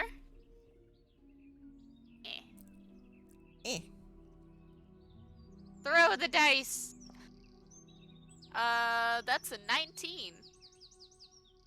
You're able to trace through the patterning of the... Ew. You're able to trace through the patterning of the forest where a small stream runs through. And you kneel down, taking the water and splashing it across your face, swishing your mouth. Make 2 more rolls for me. Arcana, please. Arcana for both of them? Choose Arcana, or if you want, Religion. Let's see, what's my religion? It's the same stat, so it doesn't matter. First roll.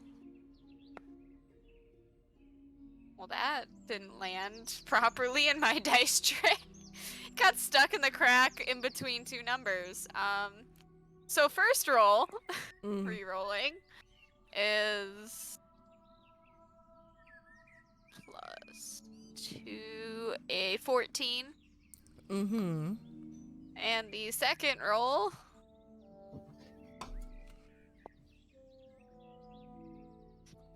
better, dirty 20.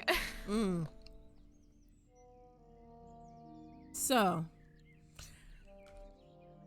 the first thing that you notice as you are changing out of your sundress is a strange flower growing by the banks of the stream. It's not like something you recognize from your time in nature or in training. But even as you look at it, it shifts.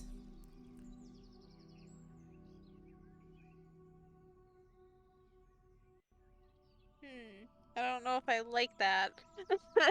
I'm sorry. Give me a quick moment. I have to attend to something. I'll be right back. Okay. Leaving me alone with my thoughts of what the flower is shifting to. No big deal.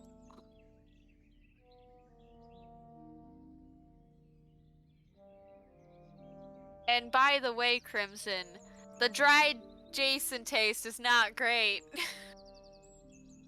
Blood does not sit well on the mouth.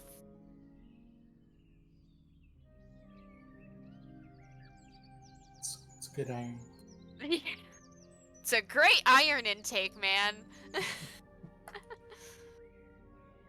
Forget any of the other foods.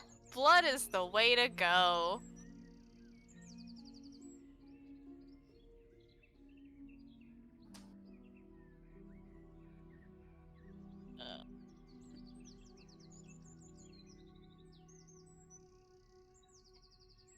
Player and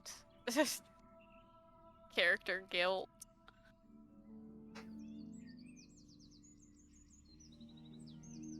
Sorry about that.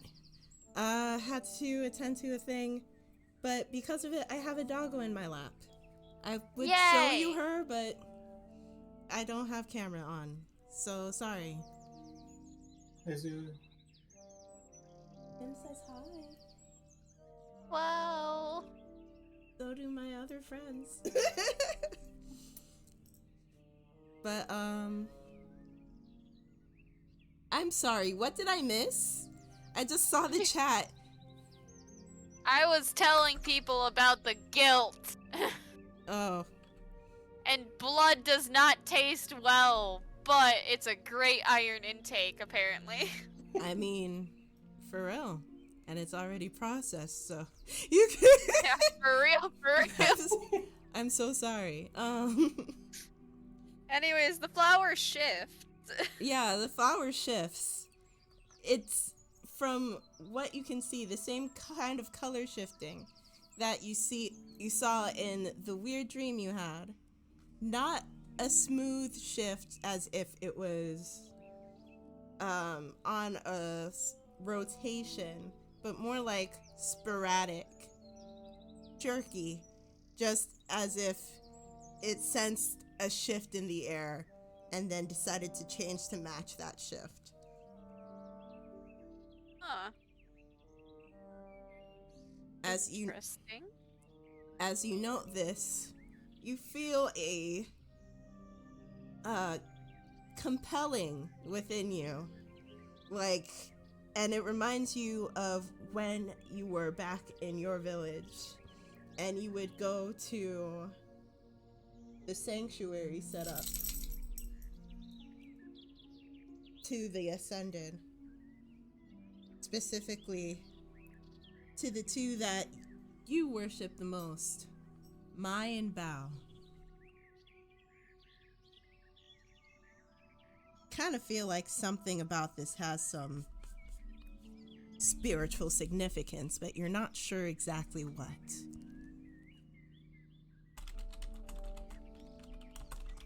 Sienna's just gonna clench her jaw a little bit, not really say anything, and just study the flower for a minute, continuing on, finishing, putting her gear back on, greatsword back in its place, all of her weapons, and, yeah.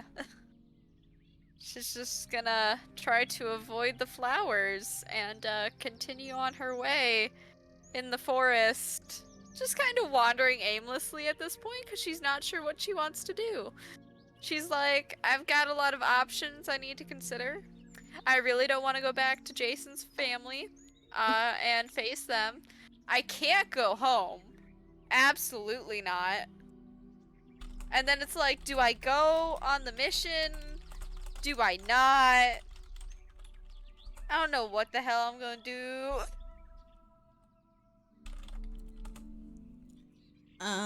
So, as you watch this flower, as you're putting all of your armor back on, it kind of unexpectedly, not gradually, but as if with a jerking motion, leans forward, the actual flower head turning to face you as if it was looking at you.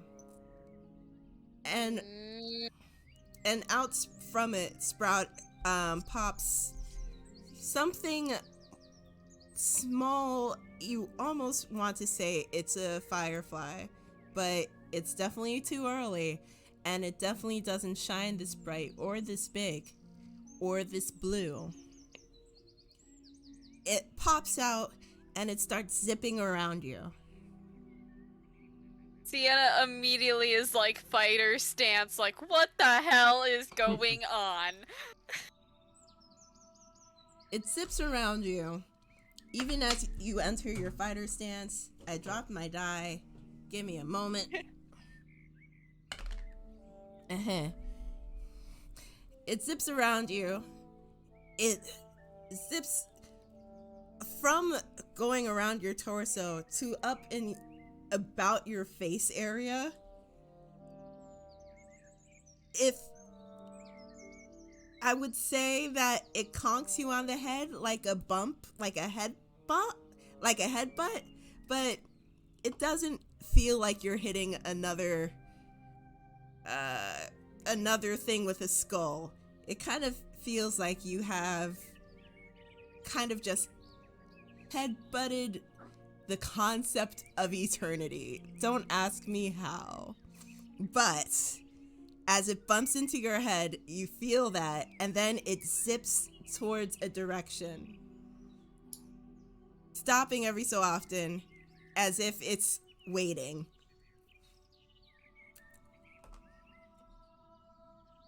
Sienna! I'm gonna make a roll to determine what I do here.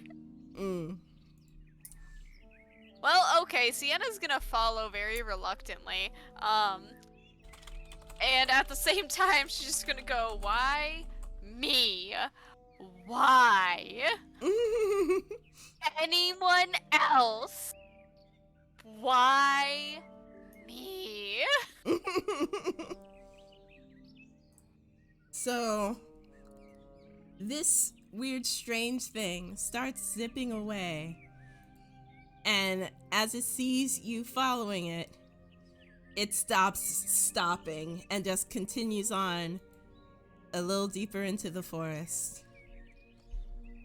As you follow, sometimes you end up losing it a little bit, but there always seems to be some sort of tree branch or bough that somehow you felt like it was pointing you towards where to go. Another roll for me, please. Damn it. You can't succeed at everything.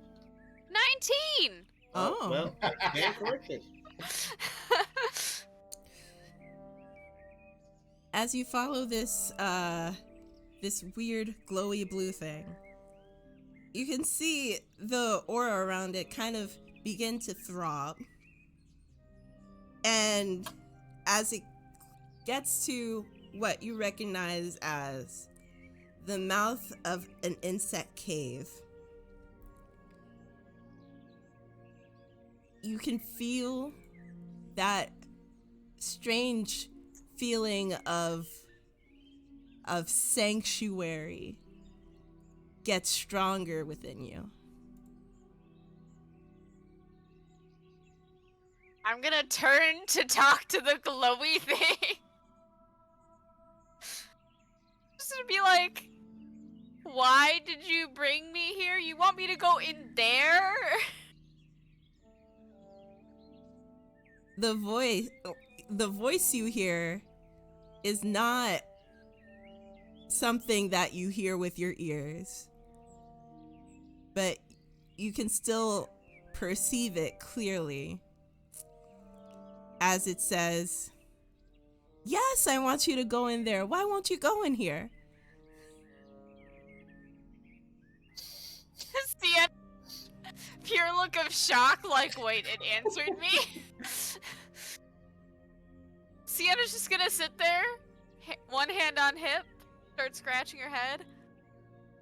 I've gone crazy. I've gone completely bonkers. Oh my god, I've gone crazy. I'm hearing things now. I have a mission to complete, and I'm not... Okay. You I'm going crazy. You can hear in your head, once again, a sigh. You're not crazy. You're just not listening to me. I'm sorry? Come inside. Fine. Might as well just go fully crazy and just go. And she's like, just like complaining to herself as she walks in. Just like, this is the best way I could die. Away from home and, the people I know. No one to, fulfill the rest of my legacy, whatever that's gonna end up being, because I just killed my friend. She's just going on a whole rant. So, you're going on this whole mental rant. Yeah? Yeah. She's not saying anything out loud, although she's half tempted to. So as you're going through this whole mental rant, and the floating blue thing starts zipping across, like going deeper into the cave, but you could tell that it seems like it's distracted. It keeps looking at a place up on the ceiling. Oh wait, no, down towards the right. Nope, towards the left. It seems like it just keeps bouncing around. And says, for the last time, you're not crazy. Do you get it? Do you get it? What? Do you get? You're not crazy. This is happening, and I need you to follow me. You're following me, right? I never said I wasn't following you. Yeah, but I want to know. Yeah, sure, I'll follow you. Hey! I guess. Hey! Don't be... I'm trying to... Just... Hey! Listen!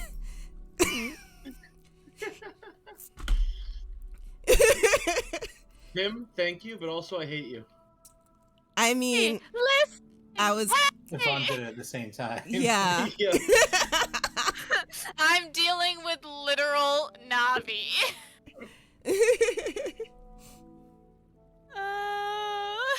Just...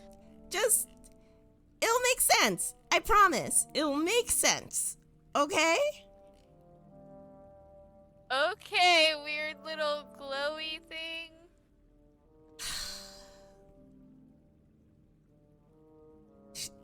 Weird glowy thing.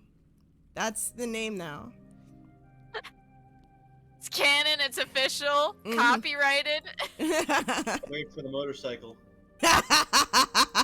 I was muted because there's been a lot of fireworks, But Hey, Kim, was there a motorcycle? there wasn't. Damn it. R.I.P. in peace. Would fireworks count? No. No, it has to be the motorcycle of truth.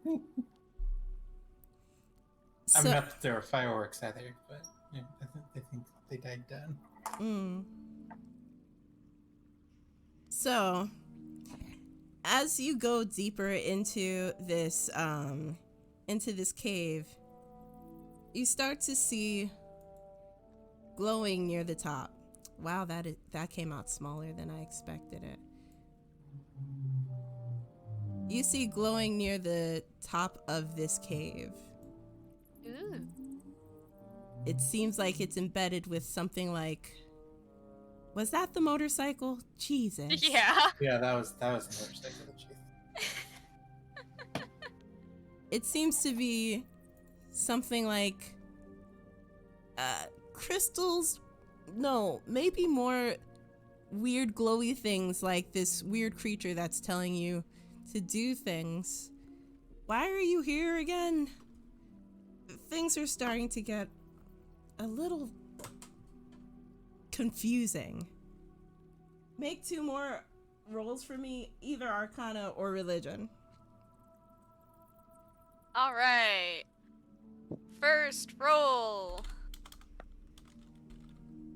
It's a whopping 10. Amaze.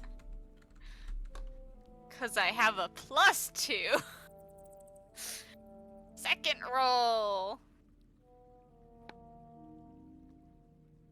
The whopping total of 21.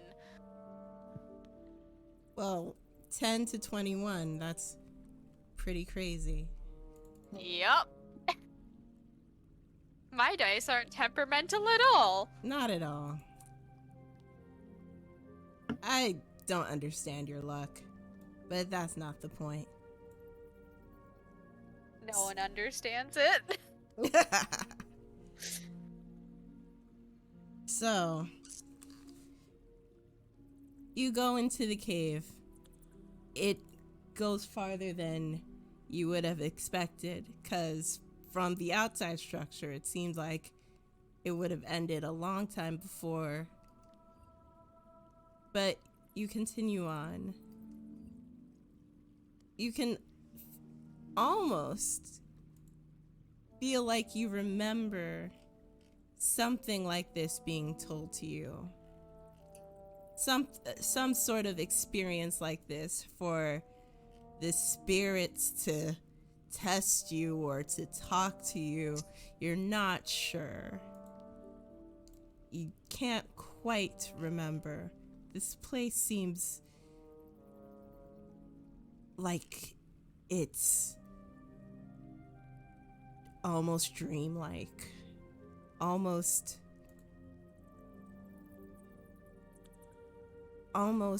ephemeral. And it's kind of getting to your head. As you walk forward, you can feel the ground like solidify for you, as if it could feel your hesitance and worry and stress, and it decided to make the way as unobstructive, unwavering as possible. So as you go deeper, you end up finding yourself in a widening of the cavern, where a large, let's say, underground lake. An underground lake is what seems like flowing, but also being still. Standard lake, but maybe glowing? Or is that the walls? There's a lot happening here, and you're not exactly sure of why or how any of it is. But as you look across this opening, you see something against, or close to against, the walls of this naturally formed cave. It takes you back to when you were learning about Bao, the spirit who represents order.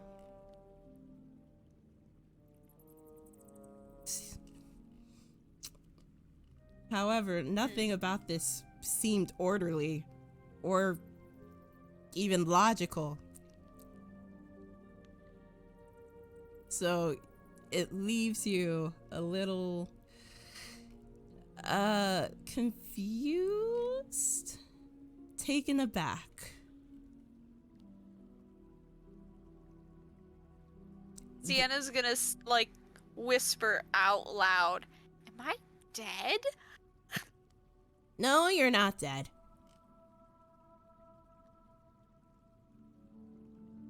Where am I? You're the same place that you were before.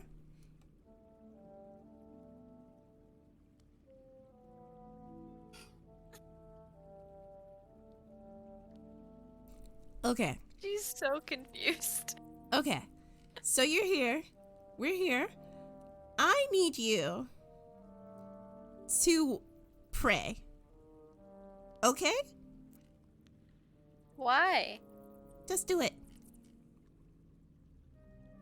Can I get an insight check on this little fairy something? Okay. I don't trust this Navi looking bitch.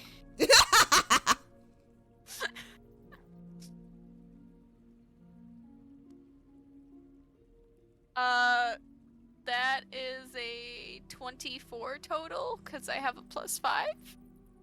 It seems like it's like doesn't have anything ill intended. It just seems like it's really bad at trying to find words for what it wants. Got it. Bad at words. Okay. Self-insert? Wow. Screw you. I said Navi bad at words. That is what is in my notes. Okay. I like half a page of notes. Okay, she's gonna set up her whole prayer stuff, I guess, and pray? Okay. So, I need you to do 2 more religion rolls and then tell me who or what you're praying to.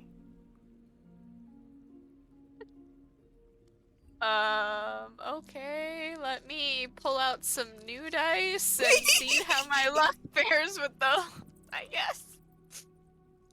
Those look fine. Alright. First roll. It's a solid 12. Second roll.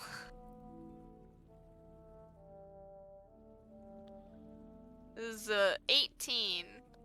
And I guess she's gonna pray to both Mai and Bao and just kind of be like, well, I guess I need one of you two to help me. Help! So, as you start doing the whole setup with the prayer, did you want to describe how that looks for audience? Sure. So she rolls out this hand-woven mat. Very delicate and ornate in its design. Smooths it out across probably a non-wet portion of the cavern. Although it wouldn't really matter since it's pretty easily cleaned and dried. And then she pulls out her incense and like a little tray, almost like from the scene from the animated Mulan movie, but it's not like a dragon in the tray. And she sets that up and lights the incense, and then pulls out 2 figurines for representation of Mai and Bao, which are order and chaos. Statues like the yin and yang. And she sets those up and she like kind of waves the incense around to like cleanse the area, so to speak. And she sets it all up and then she sits on the mat and begins to pray. As you begin to pray, please make one more roll for me. Perception. Oh, something I think I'm decent at. Okay. My dice love me. My dice love me. That is my first natural 20 of the night. Yay! Yay! So you start praying, and you can sense around you that the incense and the smoke from it make like they spread around almost as if it is forming a dome, a barrier around you. That feeling of sanctuary settles in deeper into your soul as you reach out with your mind to Mai and Bao. And as you do, you see that, or you feel that little Navi creature dissipate. Not necessarily blipping out of existence, but just out of your frame of existence. And you start to hear like another voice in your head. Sounds kind of like an old woman say, "Well, it figures that now you try to talk to me. After ignoring me all this time, how could you?" Another voice, a deeper, more masculine sounding voice says, "Well, I don't think you could really blame her.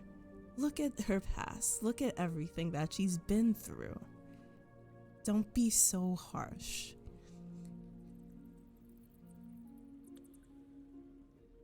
Sienna's just kind of too stunned to speak at this point. She's like, wait a minute. The barbarian was too stunned to speak.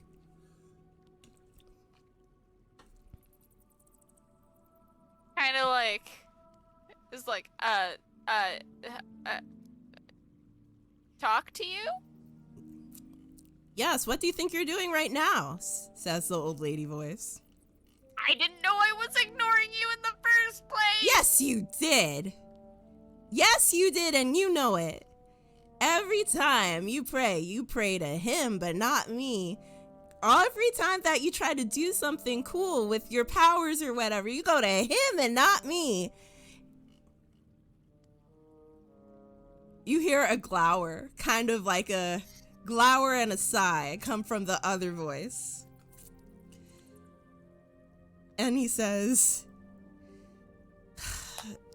"Do not be hard on her. She doesn't even know what's happening right now. It would be nice if you actually took some time to explain yourself every so often." And you hear the female voice go, "Ugh, fine. You want me to explain myself?" And then you feel a rush of wind form around you, almost as if you got trapped into a mini cyclone. But then that wind suddenly stops, and you hear the voice actually echoing through the cave. "Open your eyes. Now." Sienna had literally, like, after the gust of wind, just kind of, like, panicked with her eyes, like, flying open, like, fall over on, like, her back, like, okay. Oh, kind of, like, bracing herself against the wind before it stopped. She, like, is looking around. So, as you look around, oops. Sorry, I'm doing too many things at once. As you look around, you see standing in front of you a thin, almost like you see a thin woman who is elderly. You would think that they would be frail if you didn't see just how defined their muscles were. She looks at you with her long hair and gives you a very wide, almost unhinged grin. Not unnerving at all. You, Sienna, recognize the image of this person as Chaos. the god of chaos, or the spirit of chaos.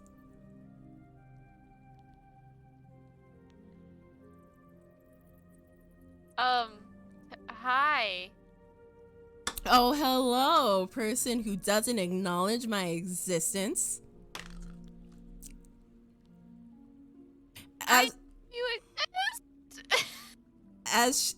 As you try to come up with a response, you see another figure form almost as if growing out of the rock. slowly, methodically, form from a pillar into the humanoid shape and then take detail. The features emerge as a male tiefling, red skin, a couple of scars on his face, but with a very regal air, very calm, and honestly, a lot more settling than the other person. You are looking at Bao, the god of order. Lovely. She's gonna kind of like look between them like, th- okay. So I know you exist. You don't treat me like it. Bao The said. point wasn't to ignore you, ma'am. Oh, so what was the point? Bao looks at her and kind of just gives her a look as if, like, calm down, don't be too much. Sienna looks like a kid who got her hand caught in the cookie jar right now. Bao speaks up, saying, Sienna, yes, I know your name. I thank you. He kneels down next to you. I thank you for being such a devout worshiper to order. But ignoring one side, you're ignoring the other side of what order is, will not be helpful to you. As he tries to say this, Mai is like, you know you're taking too long in explaining this. Why are you taking so long? We could just tell her everything right now. We could just beam this into her brain. We are wasting time. Why did you want us to meet like this? Like she's saying all this in the background.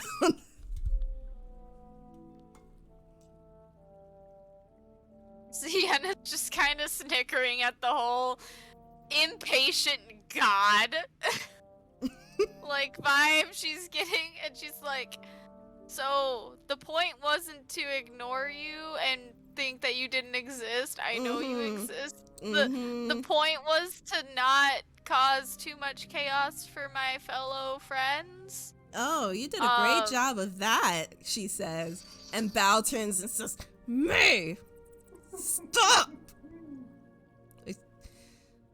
I will... Now that you actually see Bao in front of you, you can see his red skin get even redder with frustration.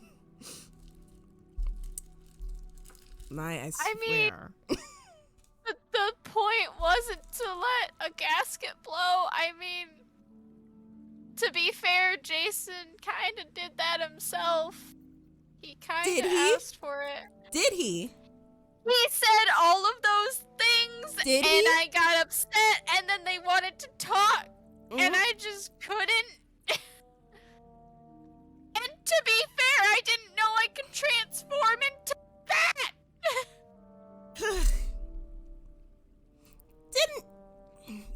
It doesn't even matter. What matters is, when did you ever know Jason to be that kind of person that would say that kind of thing? Didn't you think everything was a bit odd?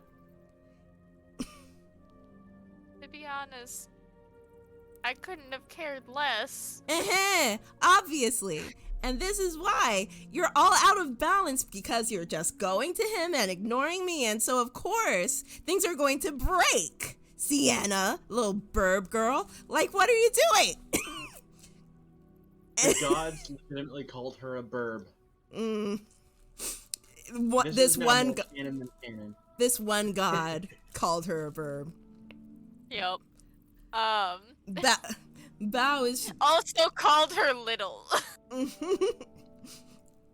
Bao is like, as Mai is going off, Bao is like, I think I need you to calm down so we can actually explain to her what is happening without her feeling like she's losing her mind. Could you do that, please?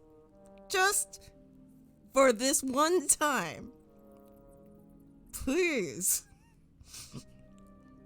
And Tina's kind of like, to be honest, I think I lost my mind when I shifted into the bear, or the owl bear, or whatever it was. But, you know, that's besides the point, sir. Like, I'm pretty sure I've already lost my mind. You haven't lost your mind. You hold a lot of power, and you're trying to figure out how to use it. Or how it works. Yeah, to be honest, I don't remember, like, half of what happened after I transformed. So, Do you want to? Yeah. Bao says this while looking at you. She kind of goes quiet and she's like, I don't think that's a good idea. I understand. However, in order to move forward, you have to be able to take the lessons from the past. You can hear my groan. And she's there like, y'all are talking so long. You could really just show her everything right now. It would explain that she hasn't lost her mind. Your sub shut off? Oh, okay, I'll send you another link. Yep, it totally shut off. Yay. Yay. She just is gonna kind of look to Mai and just be like, so we can avoid having this whole awkward conversation and you can just show me? Yes, but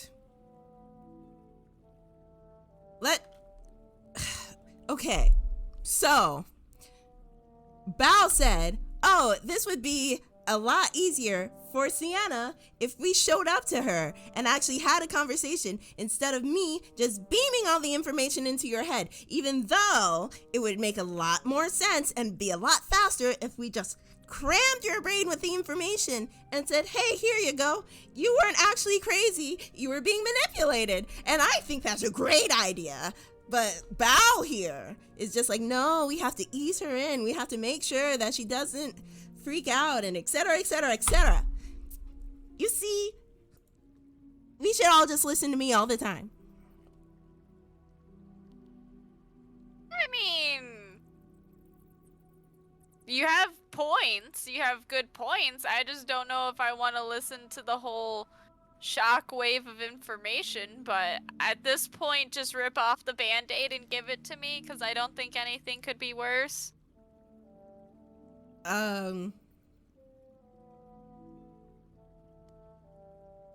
Caption check. Does the caption work? Yeah, I saw her come up, and you are also coming up, and I don't know if Howie's works, but it's okay. Caption check. Yeah. Okay. Yeah.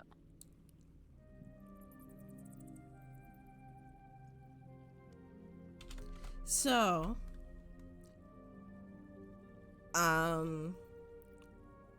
as you respond, Bao says, we don't need to tell you everything. We can show you if you want. Yeah, just rip off the Band-Aid. He holds out his hands, places them on his lap, expecting you to, and looks at you as if he's expecting you to take his hands. Sienna reluctantly is just gonna, take his hands, being almost like I can touch spirits at this point? I didn't know that you were, physical beings, but also this is awkward. You gingerly reach out, touch his hand, and eventually, slowly, hesitantly, place your palms in his. You feel a warmth pass through and go up your arms, shoulders, sink into your core, and then you feel a chill. Roll me a Constitution saving throw. This is where I fail. Alright. Picking my dice carefully.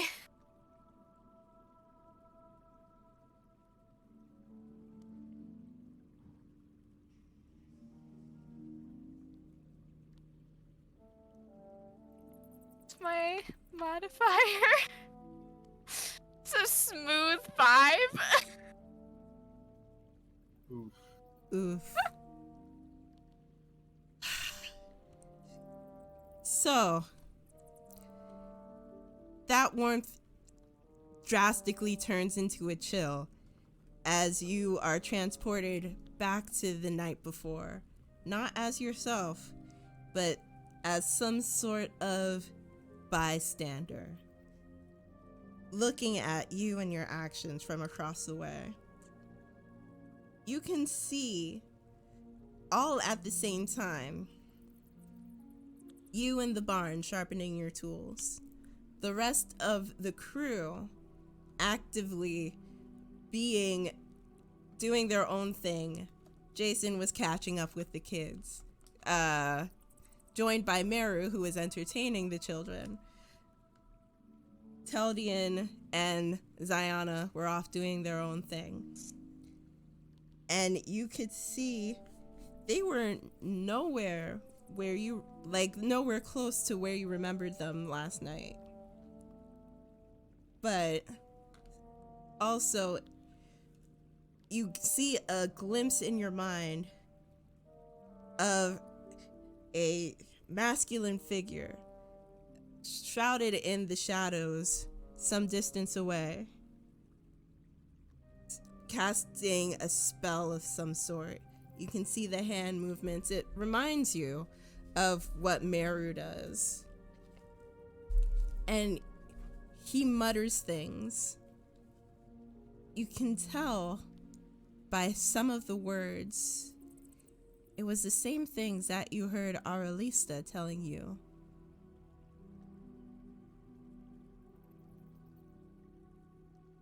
You see yourself fly into an angry retreat, getting your tools, getting your items, and you see the image of Aurelista appear before you, but also you can tell she's not there, but also you can tell that you saw her.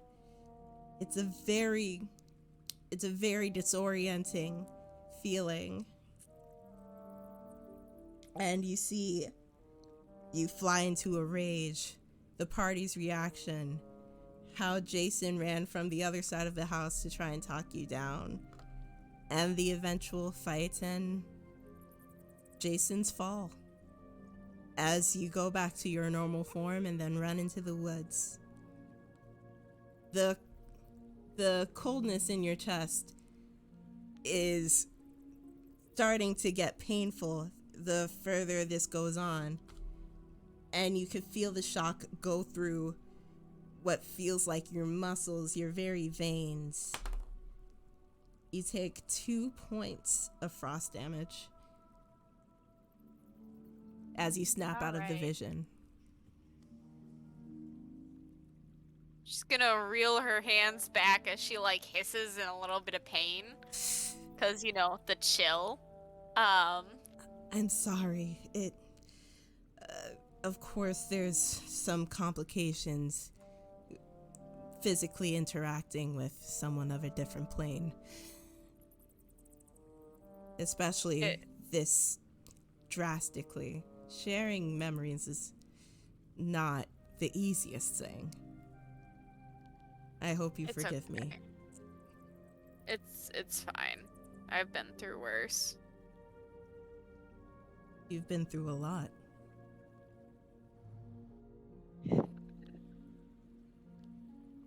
I mean, it's nice to know that it wasn't, you know, the group, but... But? I don't think I can ever face Jason's family ever again. Even if they wanted you to? As he says that, Maya's like, you know his mom's looking for you right now, right? They don't care. She's what? Yes! Cause, their friend went crazy and gone missing. They want to make sure you're okay. They care about you, you know? All of that was lies.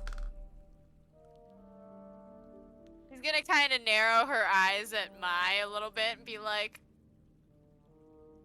you know, I like you. You're sassy. But also, like, you couldn't word it another way that Jason's mother is looking for me? What up? I just said, what's happening? Yeah, that makes it sound like she wants to kill her. Yeah, Sienna's basically just like, no. When you say that they're looking for me, it's not comforting considering I just nearly or probably murdered their son. My name It is makes Ija. me think they want to kill me. My name is Ija. You killed my son. Prepare to die. Ija Heartsword. My name is Ija Heartsword. I'm done. Okay. Yeah, she's literally like, you know, the woman's kind of scary. How is she scary? She's a lady in a farmhouse cooking all the time with 1 million kids. I don't see how that's scary. You've faced a lot seen worse. A mother in a rage? Mother rage is very bad. Mouse, Mao. That's their ship name. Mouse. Bao says, yes, but as you also know, they're very loving and nurturing, even to those who aren't a part of their clan.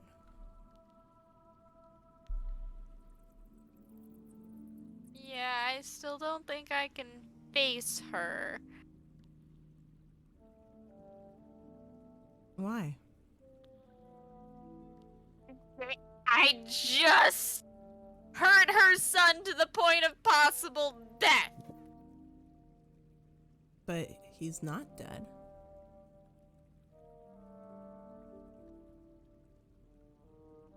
That's kind of relieving at this point to hear, but also it never should have happened in the first place. I should have known better. Do you know why it happened in the first place?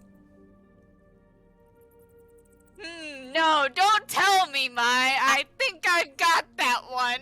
Oh, do you? Tell me now. It's probably because you pushed a big red button somewhere because I had been ignoring you. You could see her be angry, but also like, but is she wrong? Not sure how to answer. Bao says, it's because when you lean too hard one way, you'll snap the other way. So I was right. You pushed a button, didn't you? It's more of your spirit requires balance. You've been ignoring a whole side of you. And when you are bent one way and undergo that much stress, something is either bound to ricochet or snap. Gladly, you just ricocheted.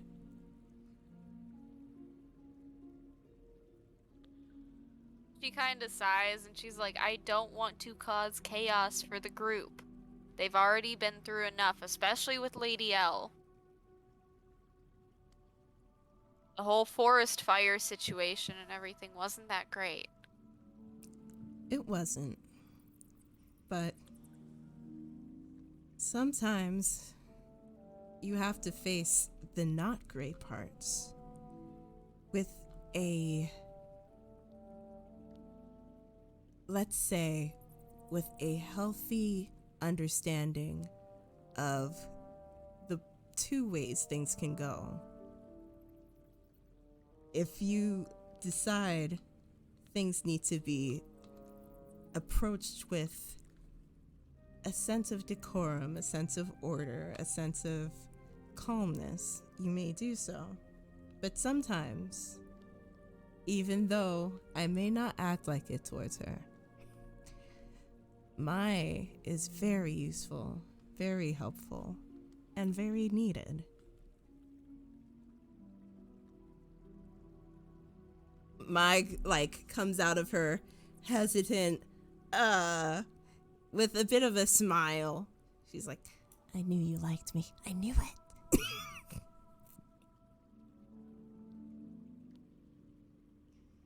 Sienna's kind of like she nods and she kind of is like, I know, like, certain things require chaos, but still, like, okay, doesn't change the past. Okay, little Burb, I understand that you don't like me.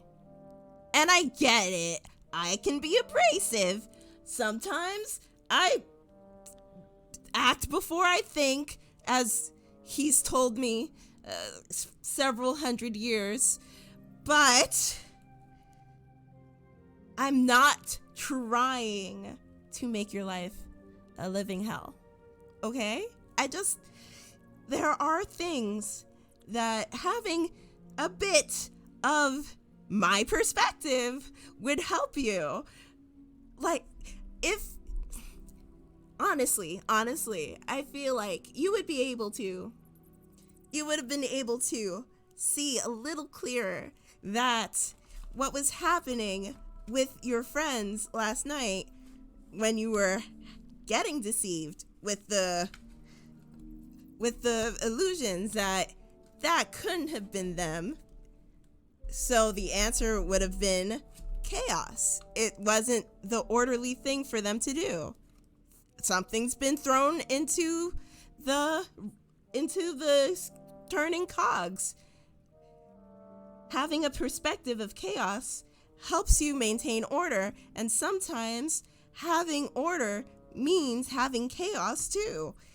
I am not the best at explaining things. This is why I leave Bao to do the speaking. I always just, but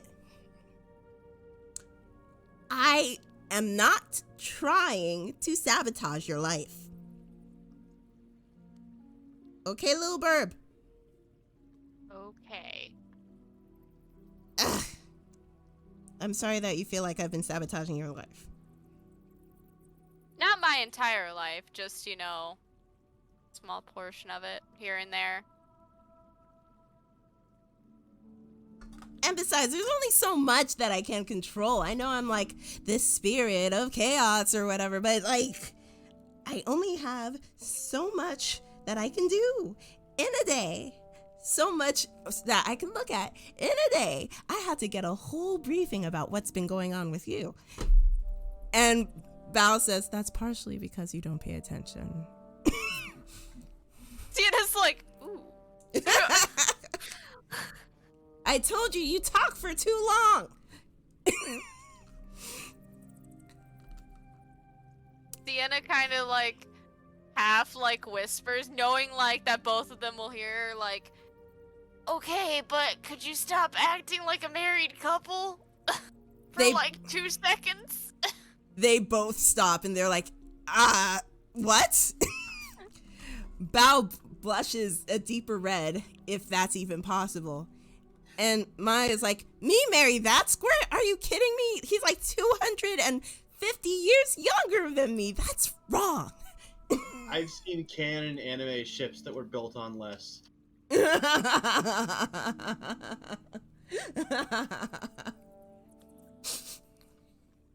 Just a weird voice that sounds strangely like Meru's.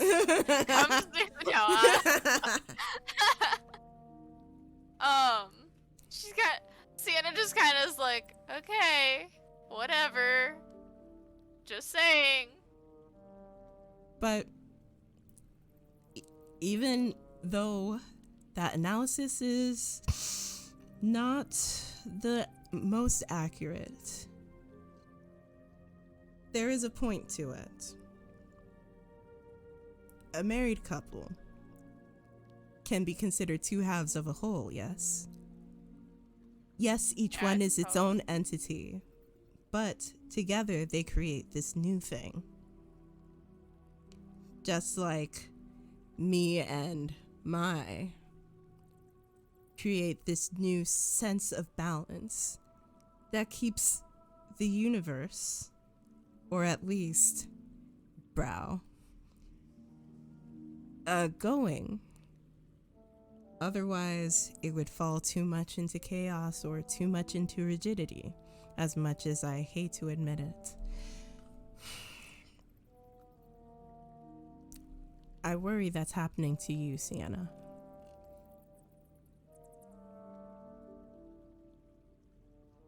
So if I had agreed to lean into chaos a little more, that's literally it? Lean? I think you need to take some time to look inward and figure out what is keeping you from acknowledging both sides of yourself. Mai pipes in, or you could just say, hey, I'm going to go lean on chaos for maybe another 3 years of my life, like you have been leaning on Bao for the last 3 years of your life, and, we'll see what happens. 3 years! I've been quite chaotic in the past. It was just for the last little bit with the group.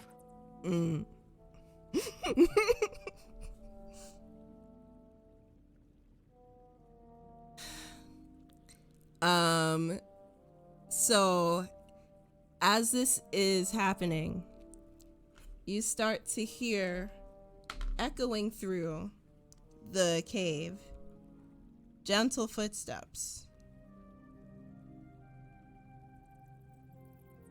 Bao, without even turning, says, "That's probably Jason's mother."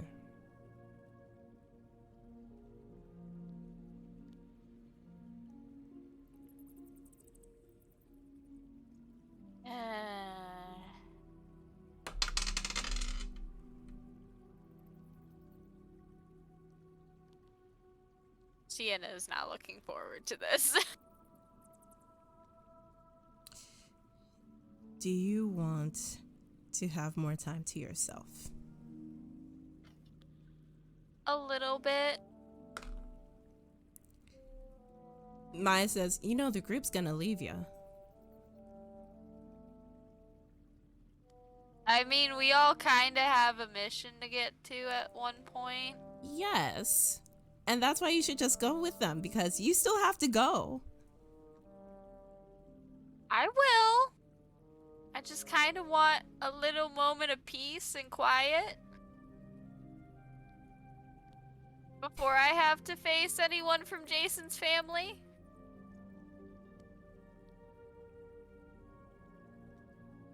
Bows, nods, and with a wave of his hand, something from the distance flies over as it fully materializes, and it looks like another one of those Navi fairies. It approaches his hand, and he brings his hand in, whispers to it a thing, and then lets it go as it flies towards the mouth of the cave. We'll give you protection from evil and good for a day, but afterwards, you have to make your decision. Decision. What will you do next?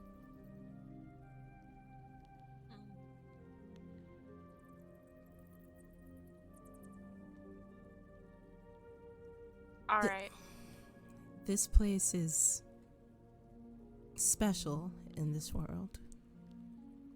This is actually the birthplace of one of the first ascended. Because of that. Really? Mm-hmm. Because of that, we're a bit more able to reach out to people here. So if you need us, we can come help.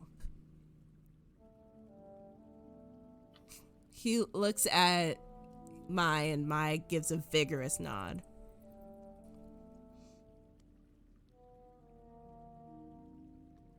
But for the time being, we will leave you to your thoughts.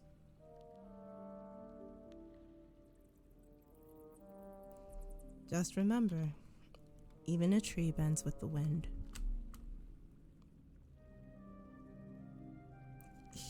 He nods at you as if, do you understand? She's kind of just nodded as she's been listening. He stands up, looks at Mai, and says, let's go home. And she says, finally. You know, we should actually go swimming. Actually, no, there's going to be this great big feast. No. We should actually. And as she's saying this, Bao waves his hand and they dissipate from in front of you. The feeling of sanctuary is still there, but they are indeed gone. Sienna will pack up her prayer supplies and just kind of sit and think for a little bit. With a couple of moments, that little Navi creature comes back to you. Floats in front of you, not nearly as erratic as the other one, and says, she's received the message. And then... Sorry, what? Ija Heart Sword. Oh, no. She knows you're safe. She says that she hopes you find what you need. Thanks. She disappears, or the little fairy disappears, and you're alone again. And with that, does anyone mind if we end here? Sounds good. Yeah, sounds good to me. Fine by me. Cool beans. Thank you, everybody, for joining us for this stream. Jason didn't have any last words. What are you talking about?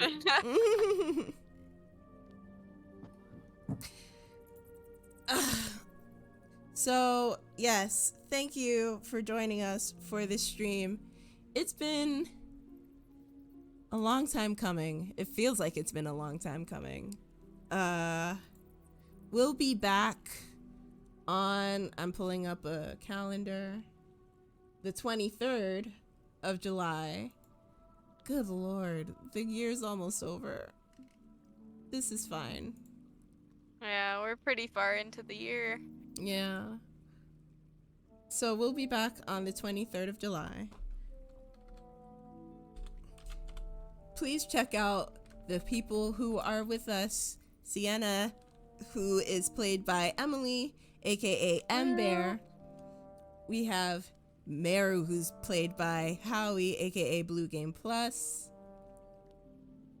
And we have Teldian, played by Tim, also known as Lincoln Yellow.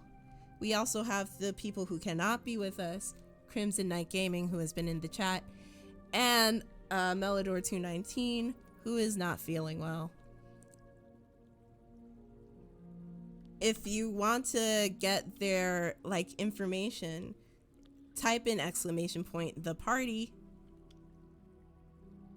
and they're tagged in it so you can actually click and look at their stuff. But Only otherwise, Jamey had already done that. what are you talking about? Nothing's happened. What? Anyhow. What? Anyhow.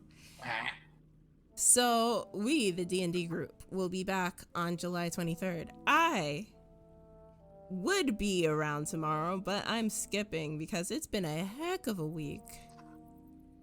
Once again, thank you to everyone who's helped support us with this fundraiser for ACLU. The fight isn't over, y'all. Even though it feels like it, the fight isn't over. It's just beginning. Gotta hold strong. Motorcycle of truth. Motorcycle of truth. Anywho. So we'll see you then. I'll see you Tuesday with Howie and Tim as we go through more Heaven's Word Final Fantasy XIV content. And let me actually see if there's someone we should raid or if we should just let everyone actually go to bed. Naya is still streaming for some godforsaken reason. We're going to bother her. If y'all don't know of Naya 426, she's one of the OGs of this channel. And honestly, I don't know if I would have gotten here, this channel would have gotten to this point if it wasn't for her and the support of her crew, the East Gamers. So please head on over. Please tell her that the Celestial Queen says hello. And until we see you, have a good night and a lovely week. And I'm sending you off. Say goodbye, everybody. Bye. Bye, everybody. I refuse. Thanks for Howie. Bye. Bye, Howie. Bye, Tim.